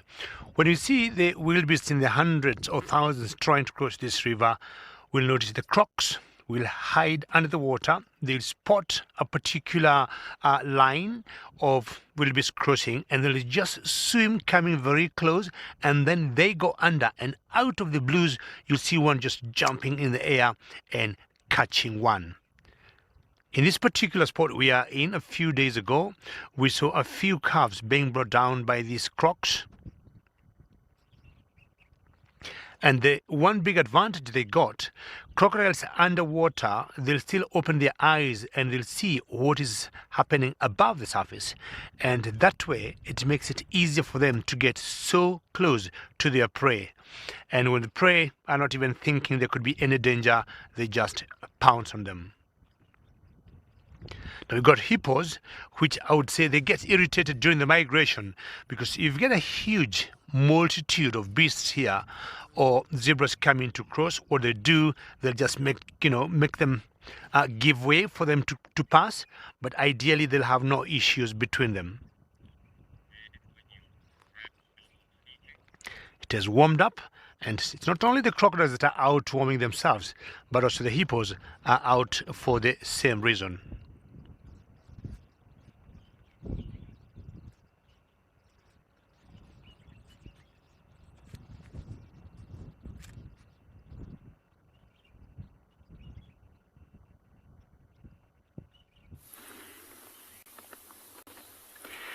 There's certainly a lot of action around watering holes today. I can imagine it is quite a warm day. And we've just seen some action here. Although these lions don't look like they are keen on a lot of action. There's one of the younger lionesses that have chased that giraffe that came down. He actually decided to take a drink. And then one of the smaller lionesses ran at him. And being a giraffe, it must instinctively run from predators. He ran off. You can see he stopped. And how he's slowly but surely making his way back. He hasn't given up yet. And I think it's because he's only had a very, very short time at the water's edge drinking. He probably didn't get enough water from that. I think he also knows that the lioness that's chased him was only one, so there was no cooperative attempt. And maybe he's realized that he's probably safe to try and take another attempt just from a different angle maybe. I think he's just checking out the situation carefully. Kind of like these lions are doing. And they've had their pick all morning. Like the biggest movements they've made is to try and make themselves less conspicuous. Although they haven't really moved off from the water's edge completely. And I think it's because there's quite a strong breeze coming through in this open section. So it is nice. It does cool them off. So you can see that lioness just got up. I think she's also moving out of the sun to cool down.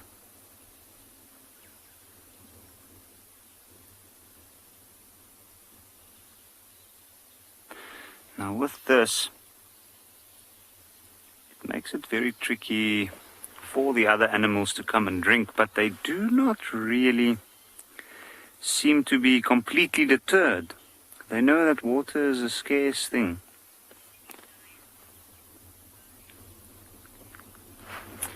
Michael, in this lion pride there are 18 lions. So 18, and we're only seeing a couple, or number of them. I thought I counted about 9 earlier on, and the rest are spread out all over. The only one I didn't see this morning was one of the big males. The other one is here, so he might be off somewhere else. But because of that, and the fact that these animals know that lions can be unpredictable due to the size of the pride, they are even more careful to come down, especially that giraffe. He knows that maybe one-on-one, that lioness never had a chance. But he's unsure of what might happen if the whole pride tries to hunt it.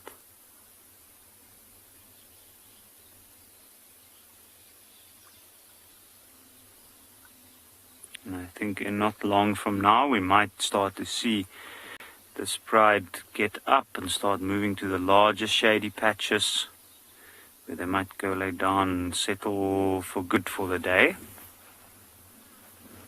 There is still quite a few other species coming down, like those wildebeest and impala.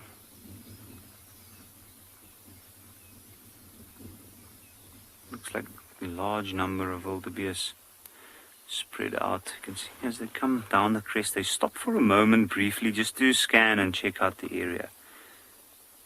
Impalas will be a little bit nervous, and that's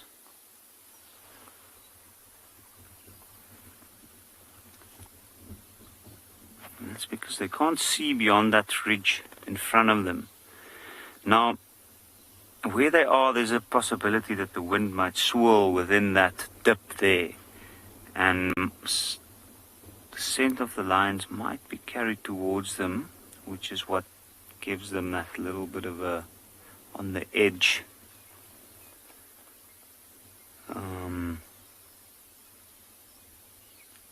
behavior that they are showing us at this point. They look unsure. You can see they spread out every now and again. It's quick movements, few steps quickly forward. The wildebeest have scoped out the area. They don't seem too bothered. But I don't think they're seeing the lions.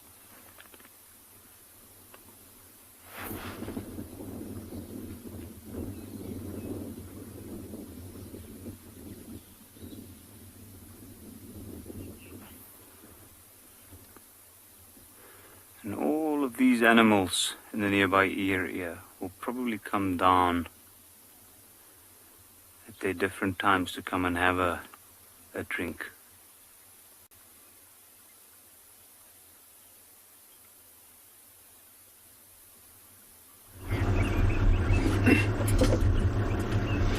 Well, I'm trying to compare the multitudes of the wildebeest, where they're just by the dam, and when we are lucky, when we see them along the Mara River.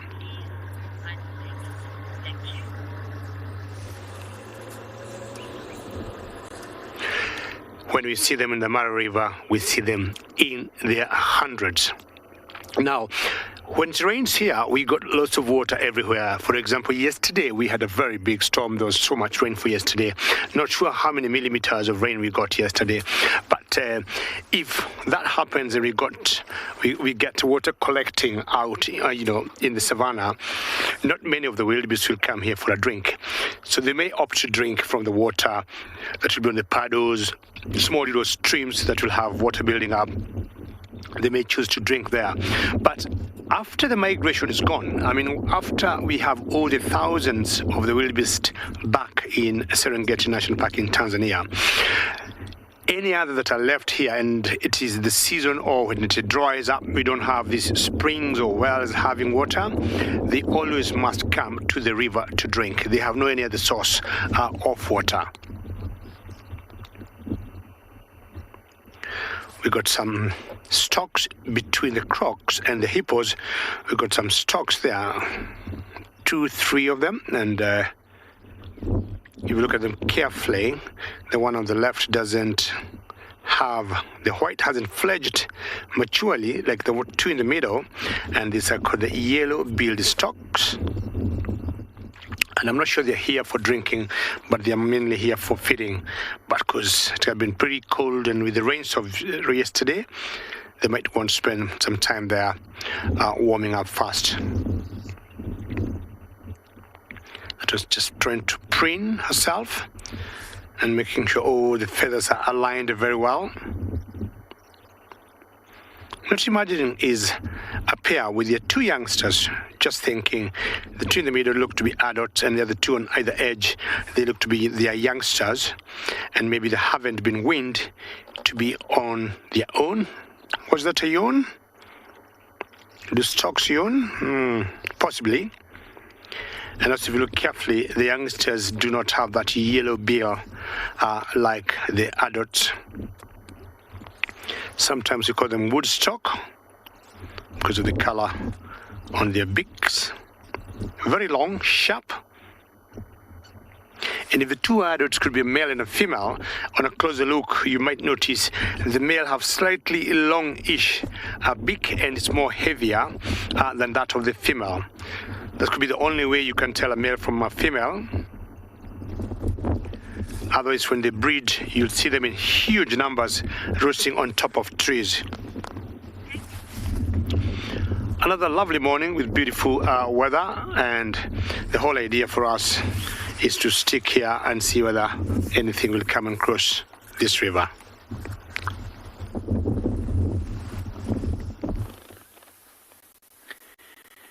And we are just continuing to enhance the productiveness of this watering hole. And here we have a very large elephant bull. He looks like a mature bull. And if you look carefully at these temporal areas, you'll notice there's a secretion coming down. It's swollen. He's even got one tusk that's broken off, and considerably bigger than any of the other size elephants we saw this morning. This elephant is in must, and he's just come from, you can see he squirt out some water, probably a bit muddy that part, but he's come from the southern side of this watering hole, and I think he's come past, number one, to drink, but also to come and have a look and see if he can pick up on the scent of any of those herds of elephants that's moved past earlier. Try and see if there might be a cow in there that might be in heat.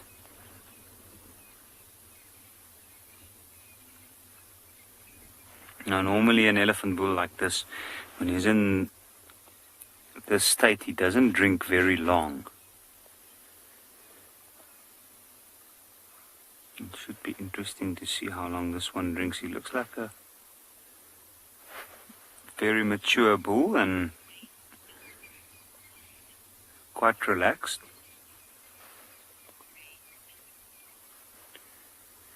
Grey skull. Is the numbers of elephants starting to recover?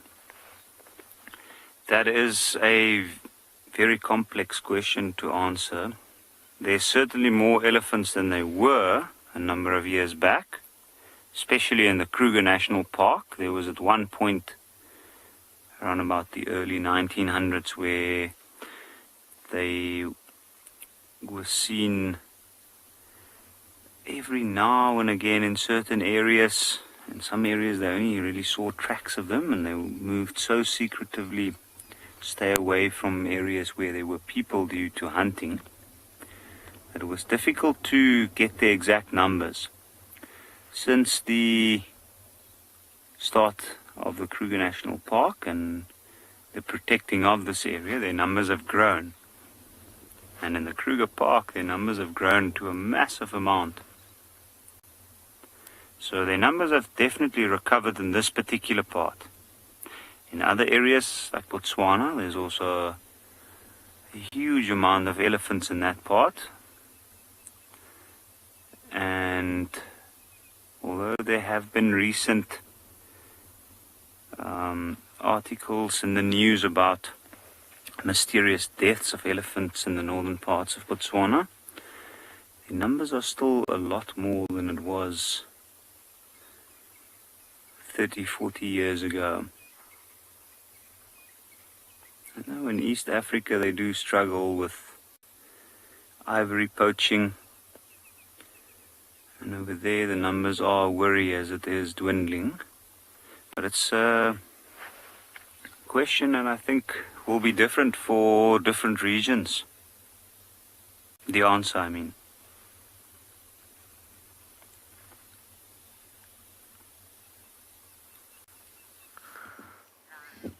Thanks, Yapi, and welcome back to Djuma, where we've crossed back onto Djuma itself from Chitwa after following that hyena for some time. It was Ndebele, one of our younger individuals. He was running through the vegetation for a long time. We eventually caught up, and he decided to hide in the shade for a while. And then, as my assumption was correct, that vultures flying overhead were causing him to run. And then he chased after them again, but they were just moving, and we couldn't continue. But here is the wonderful scene of the woodlands of Djuma in the winter months. And there are still a few leaves on the trees, but most of the trees are devoid of leaves at the moment. A couple of yellow trees standing out there, the blossoms of the knobthorn acacia, which are the most colourful of plants at the moment. They flower a little bit earlier in the season, taking advantage of any insects that are around at the moment, possibly also maybe a little bit of wind. I don't have any visuals. There we go, look how beautiful that is. So pollination in trees and in plants is often something that is quite sort of interesting to discuss, because many of you have probably had allergies before, and you'll notice the allergies are timed with the growing season when grasses and trees are in flower. And many of the plants, grasses specifically, are all wind pollinated, but many trees have evolved different strategies. Some are very specific to certain organisms, to some birds, some mammals even, and some very specific to insects. And the way in which they're pollinated is very, very often a result of how old they are in the course of history. Obviously, wind would have been much older, insects pretty old as well, and then as you start getting more specific with birds and mammals, far younger from an evolutionary point of view. But flowering at a time when no one else is flowering is a very interesting one, because it means that the insects or birds or whatever it is that's going to pollinate you are going to go from one of your species to another. They're not going to waste the pollen elsewhere by going to some random flower. They're going to go from one to another, which means that the pollen is far less wasted when it comes to moving from species into species transfer. But if everyone's in flower at the same time, as you know with honey is produced by bees who pollinate multiple species of plant, then obviously you get a lot of cross-pollination, a lot of mixture, and there's a lot of waste. And when you specify your pollinating agent to a very specific species, a bird or a bat or a specific insect, then you maximize the efficiency and you don't waste. When your pollen is designed to be transferred by wind, you have to produce an enormous amount of it for it to be successful.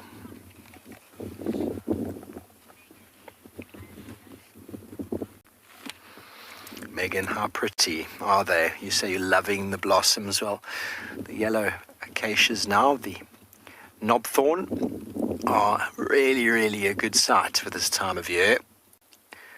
And I tell you, in 3 weeks to a month, this entire landscape is going to be green. All the trees responding to spring. There is a water table that many of the trees will tap into as the daylight changes. We're already seeing the changes in our game drive times. And as the daylight changes, those trees will come into leaf, many into flower, and some of them even begin fruiting.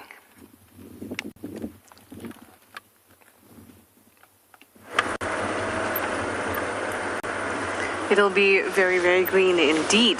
Lots of newbies around as the seasons change.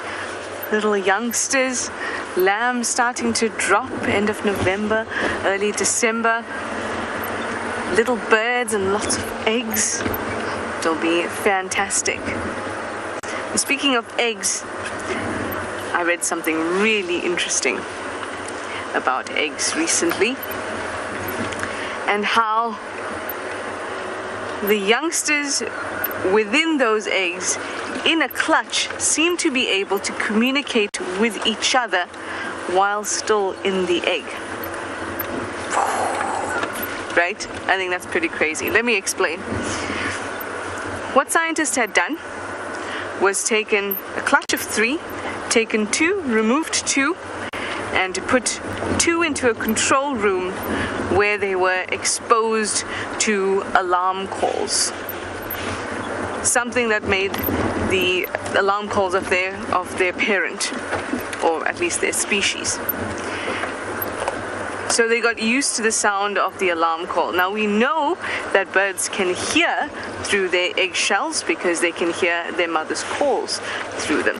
So they were exposed to these alarm calls. One was not.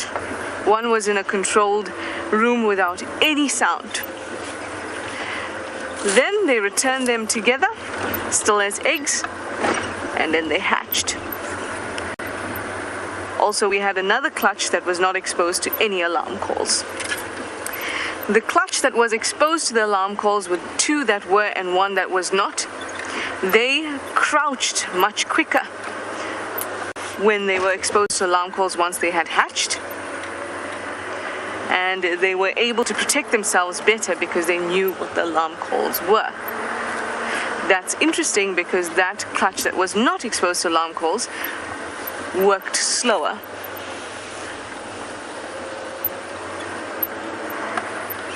Nothing going on here at Gallego-Pan besides the obligatory lapwing. So what that means is that all three eggs, part of the clutch of which 2 had been exposed to alarm calls, had actually responded well, which means that somehow that 3rd egg that was not exposed was able to get that information from the other members in its clutch.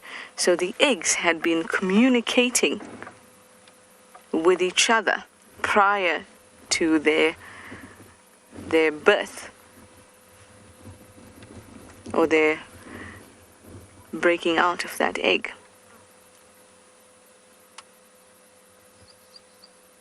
That's really, really interesting, I think.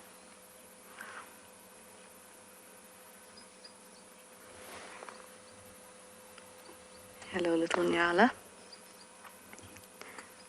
There were quite a few of them that went up the drainage bank there. Luke R., you say it's exceptional? I love it. I love it.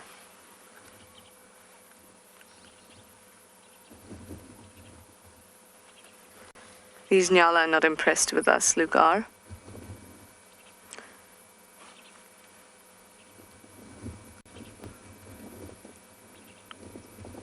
But they're busy eating away in this drainage. Now, last night, just before dinner and after dinner, I heard bushbucks alarming just in front of our rooms. That's why I came down here, and there being a Nyala here is very helpful, because basically for me, having a whole lot of antelope around and knowing where the antelope are is kind of like having a neighborhood watch. And that one can alert the other one to alert the other one, and alerts me to the presence of a predator. And this one is very relaxed, nothing to report.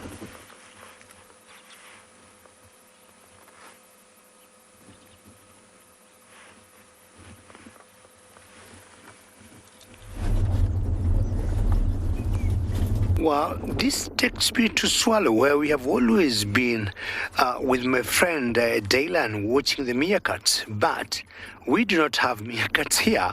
We got mongoose. Now, they want surely to drink, but they also have to be very, very careful. They know the dangers. Well, we call it the banded mongoose, and I think they might have chickened out. They didn't want to take the chance and going to have a drink. A very small colony, because normally you see them in big numbers of 20, 30, 40, and you just saw them standing up there just like the meerkats. How exciting. I mean, we have always called this river sometimes the river of life or river of death. And just by staying here, to me, this today is the river of life. Seeing hippos, crocs, storks, and now the monkeys. Now they may backtrack, hide in those bushes, and then maybe build some more courage and come out, maybe as a bigger colony, unlike the 5, 6 that had come down. Who knows?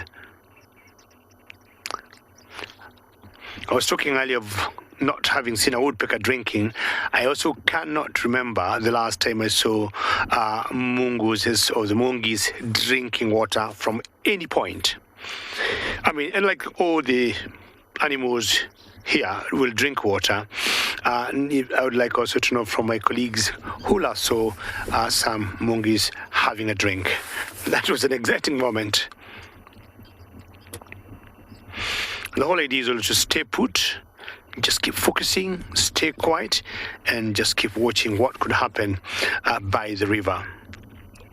Interesting, all those animals there, the crocs, the storks, the hippos, were not bothered by those banded mongoose. So when croc goes back to water, maybe got too hot and swimming upstream. I'm not sure where she wants to go. At either changing location, submerged, disappears in the water, and the tail is still showing up. That's what I was saying earlier before. You'll see crocs, under the water, and they'll comfortably open their eyes, not because they're hiding from anybody, but they'll be very much in touch of what's happening in the watered world for them. They float very easily, unlike the hippos, which cannot swim or float in the water. I'm not sure, sometimes they pick anything as the water is flowing downstream. And ladies and gentlemen, remember, should you have any questions or comments, please send them through. You can tweet using hashtag CGTN World or hashtag World Earth.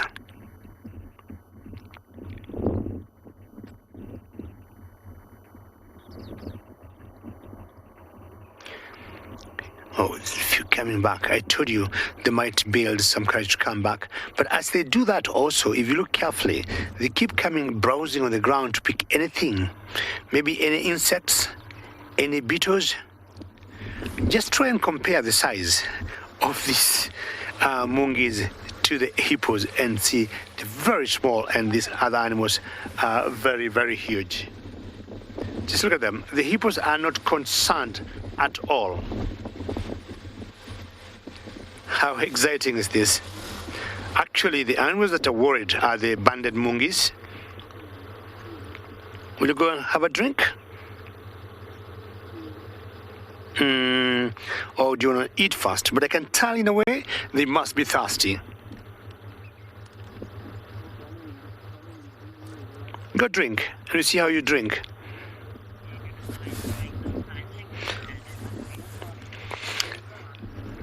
This is one of my most special sightings. I mean, out here, every day is different. Any day you go out, it's like opening a new page, or a new chapter in a book. You don't see the same thing at the same time. Wow, we got what? Hammerkop just landed there.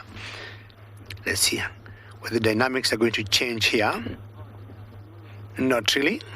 It's going back, retreating to where they were.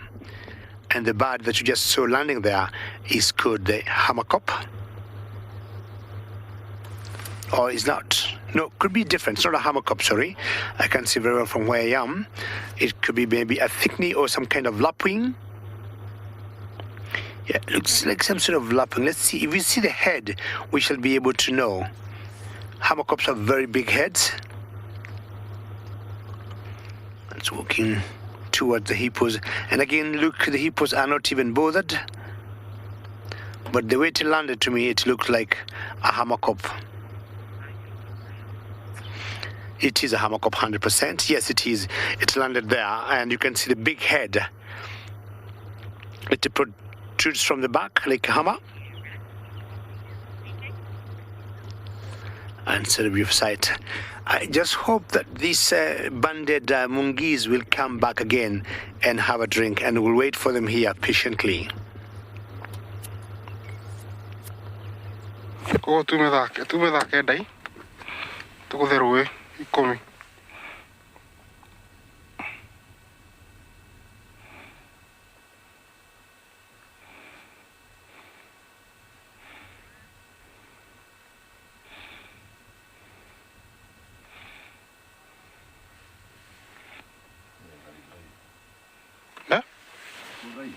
Hello. Hello, welcome back to the plains of the Mara. And here I have giraffes, and on the background a beautiful forest with all the foods. Definitely that's a female. Look at the horns, almost invisible. They don't use them for anything, females, so they don't necessarily need them.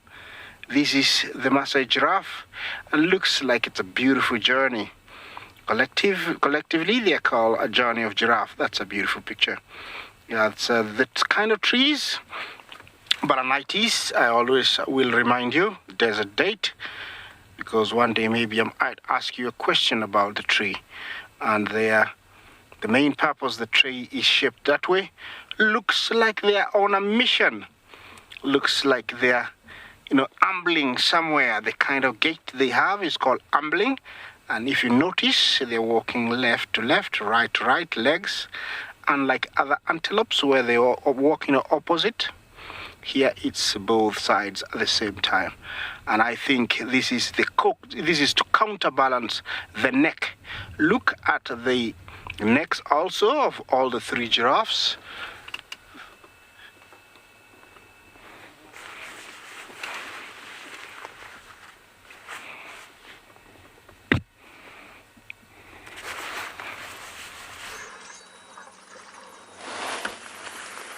Look, a wonderful herd drinking.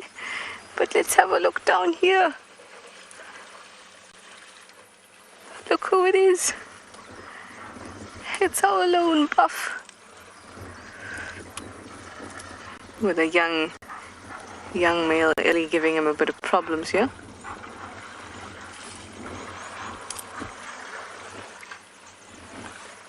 They were drinking so nicely together. Hello, you. You are too sweet.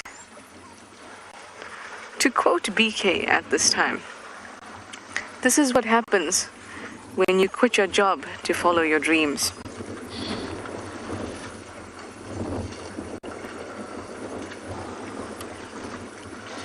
Perhaps soon you'll have tusks. Even better, a trunk. Oh, it's too sweet. It's a young male hanging around with these elephants. Now it looks like the young elephant bull has stopped bothering it, at least.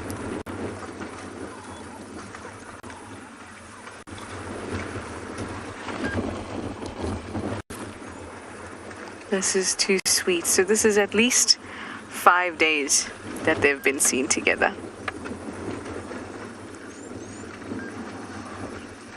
Listen to this gorgeous sound of all of them drinking.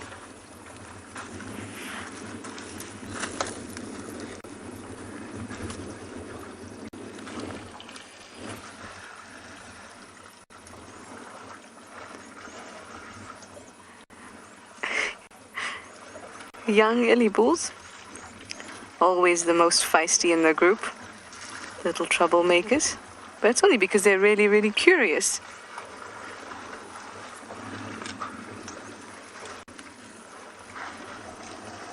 Flag show, you'd like to know what are the chances of it living with the herd forever? I have no idea. I mean, these things happen, you come across unlikely animal friends and things like that. I have no idea, statistically, what kind of chance this one has to live with them. But clearly they're being tolerant of him, and they have been for at least the last 5 days.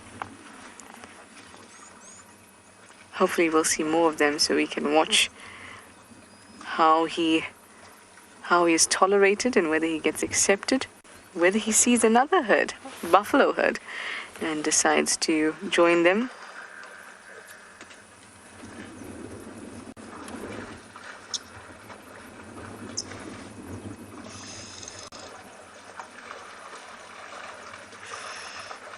I love when they fling their trunks in the water like that. It looks like they're doing washing. They're hand washing their clothes in a river.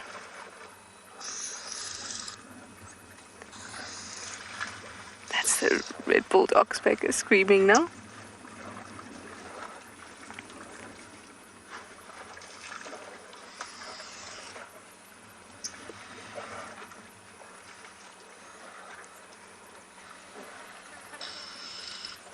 Oh, it's too sweet. So when it comes to a sighting like this, I like to just enjoy the sounds and the sights.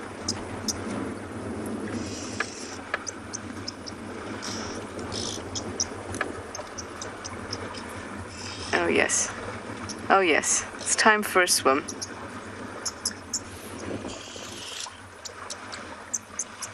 This is how it starts. I know for myself, definitely. You think, oh, the water's cold, but you know, let me just go knee deep. You end up full body in the water. Luckily, I don't thrash about like an elephant.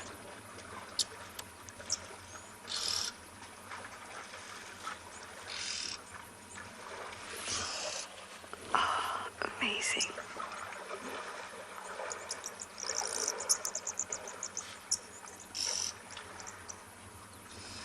You can hear the water, you can hear these red-billed oxpeckers. Oh, look at that trunk.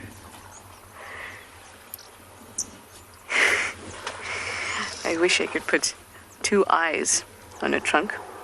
It looks like a little mouth.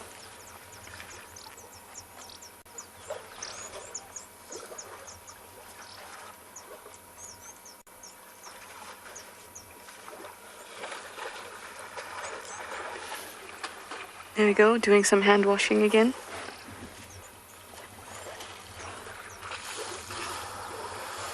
What they're actually doing is trying to clear any bits that have been, any sediment in the water, as well as you can see there's lots of algae in this water. So they'll try to wave as much of it away so the water that they're drinking is nice and clean.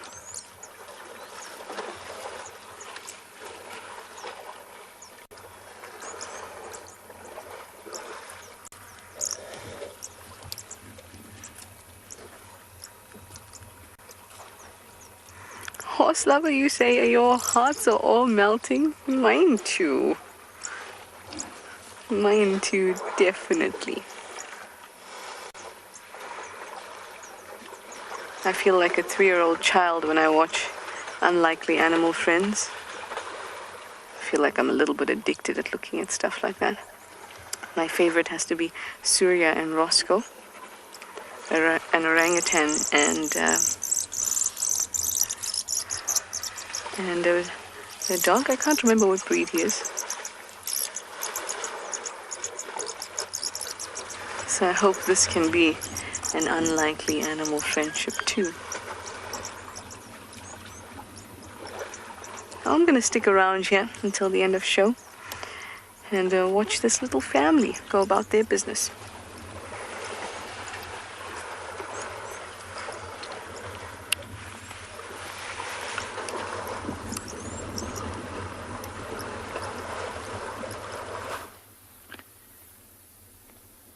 And here's a bit of a different view of the watering hole. You can see that giraffe to the left, that's the guy that came down on the other side. You can see how nervous he is. He knows that there's lions. Now he's followed that older bull. Just look how dark he is. He's licking off his lips. He's just had a drink. Without a care in the world. Walked straight here, drank, and I think he might be done.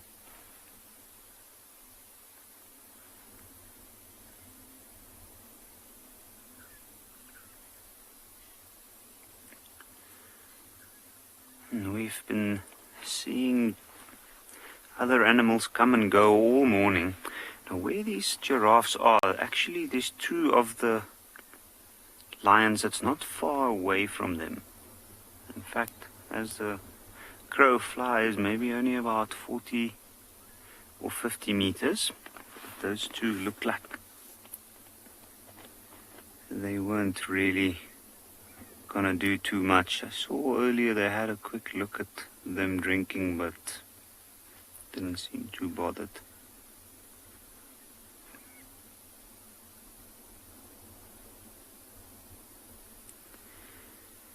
It must be quite a nervous time of the day, this for these giraffe.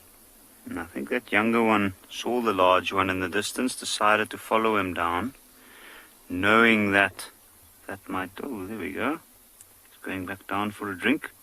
And just have a look at that. So, I'm sure any of our viewers, if they ask themselves what that looked like, it looks a little bit awkward.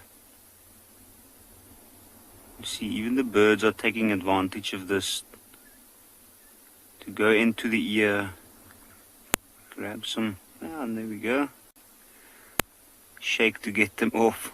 I think there's so much concentration and effort going down, or going on, and being involved in taking a drink at that position, that he puts his ears back, and that's when the birds also feel the best time to take their advantage of it. And you can imagine a predator would do the same. The next low down, it'll be off balance. So something as large as a lion will definitely take advantage of that situation. Look at him keep licking his lips. He's stuck it all the way down. There's probably some bit of debris on the water's edge or mud that he's licking off and cleaning his nostrils.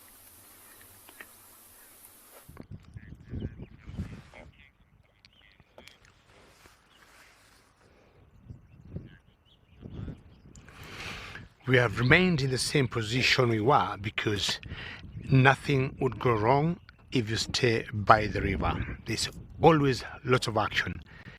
Even during the night, should you come out, something will be happening. I mean, I'm saying, for example, if you come here at night, these hippos will not be where they are.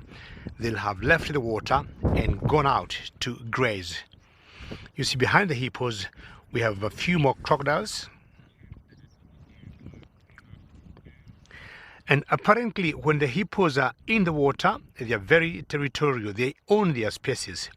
But come dusk and they're out going to graze, out there they are non-territorial and you'll get them mixing with different groups. But back in the water, they have very marked homes that this is our area, do not come close.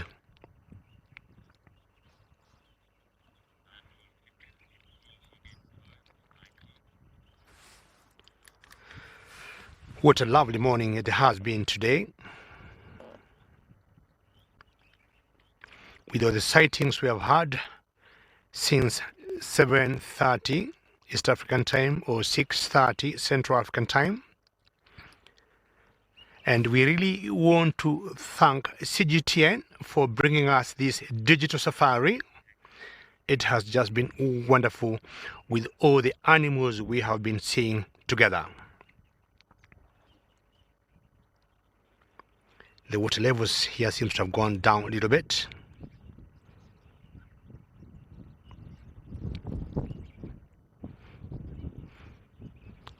We have really enjoyed your questions this morning. We have liked your comments too. And remember, we'll be again out tomorrow morning on another CGTN Digital Safari. We want to thank everybody for having joined us, and on behalf of my colleagues in South Africa and us here in Kenya, one more time, many thanks and stay safe. Goodbye.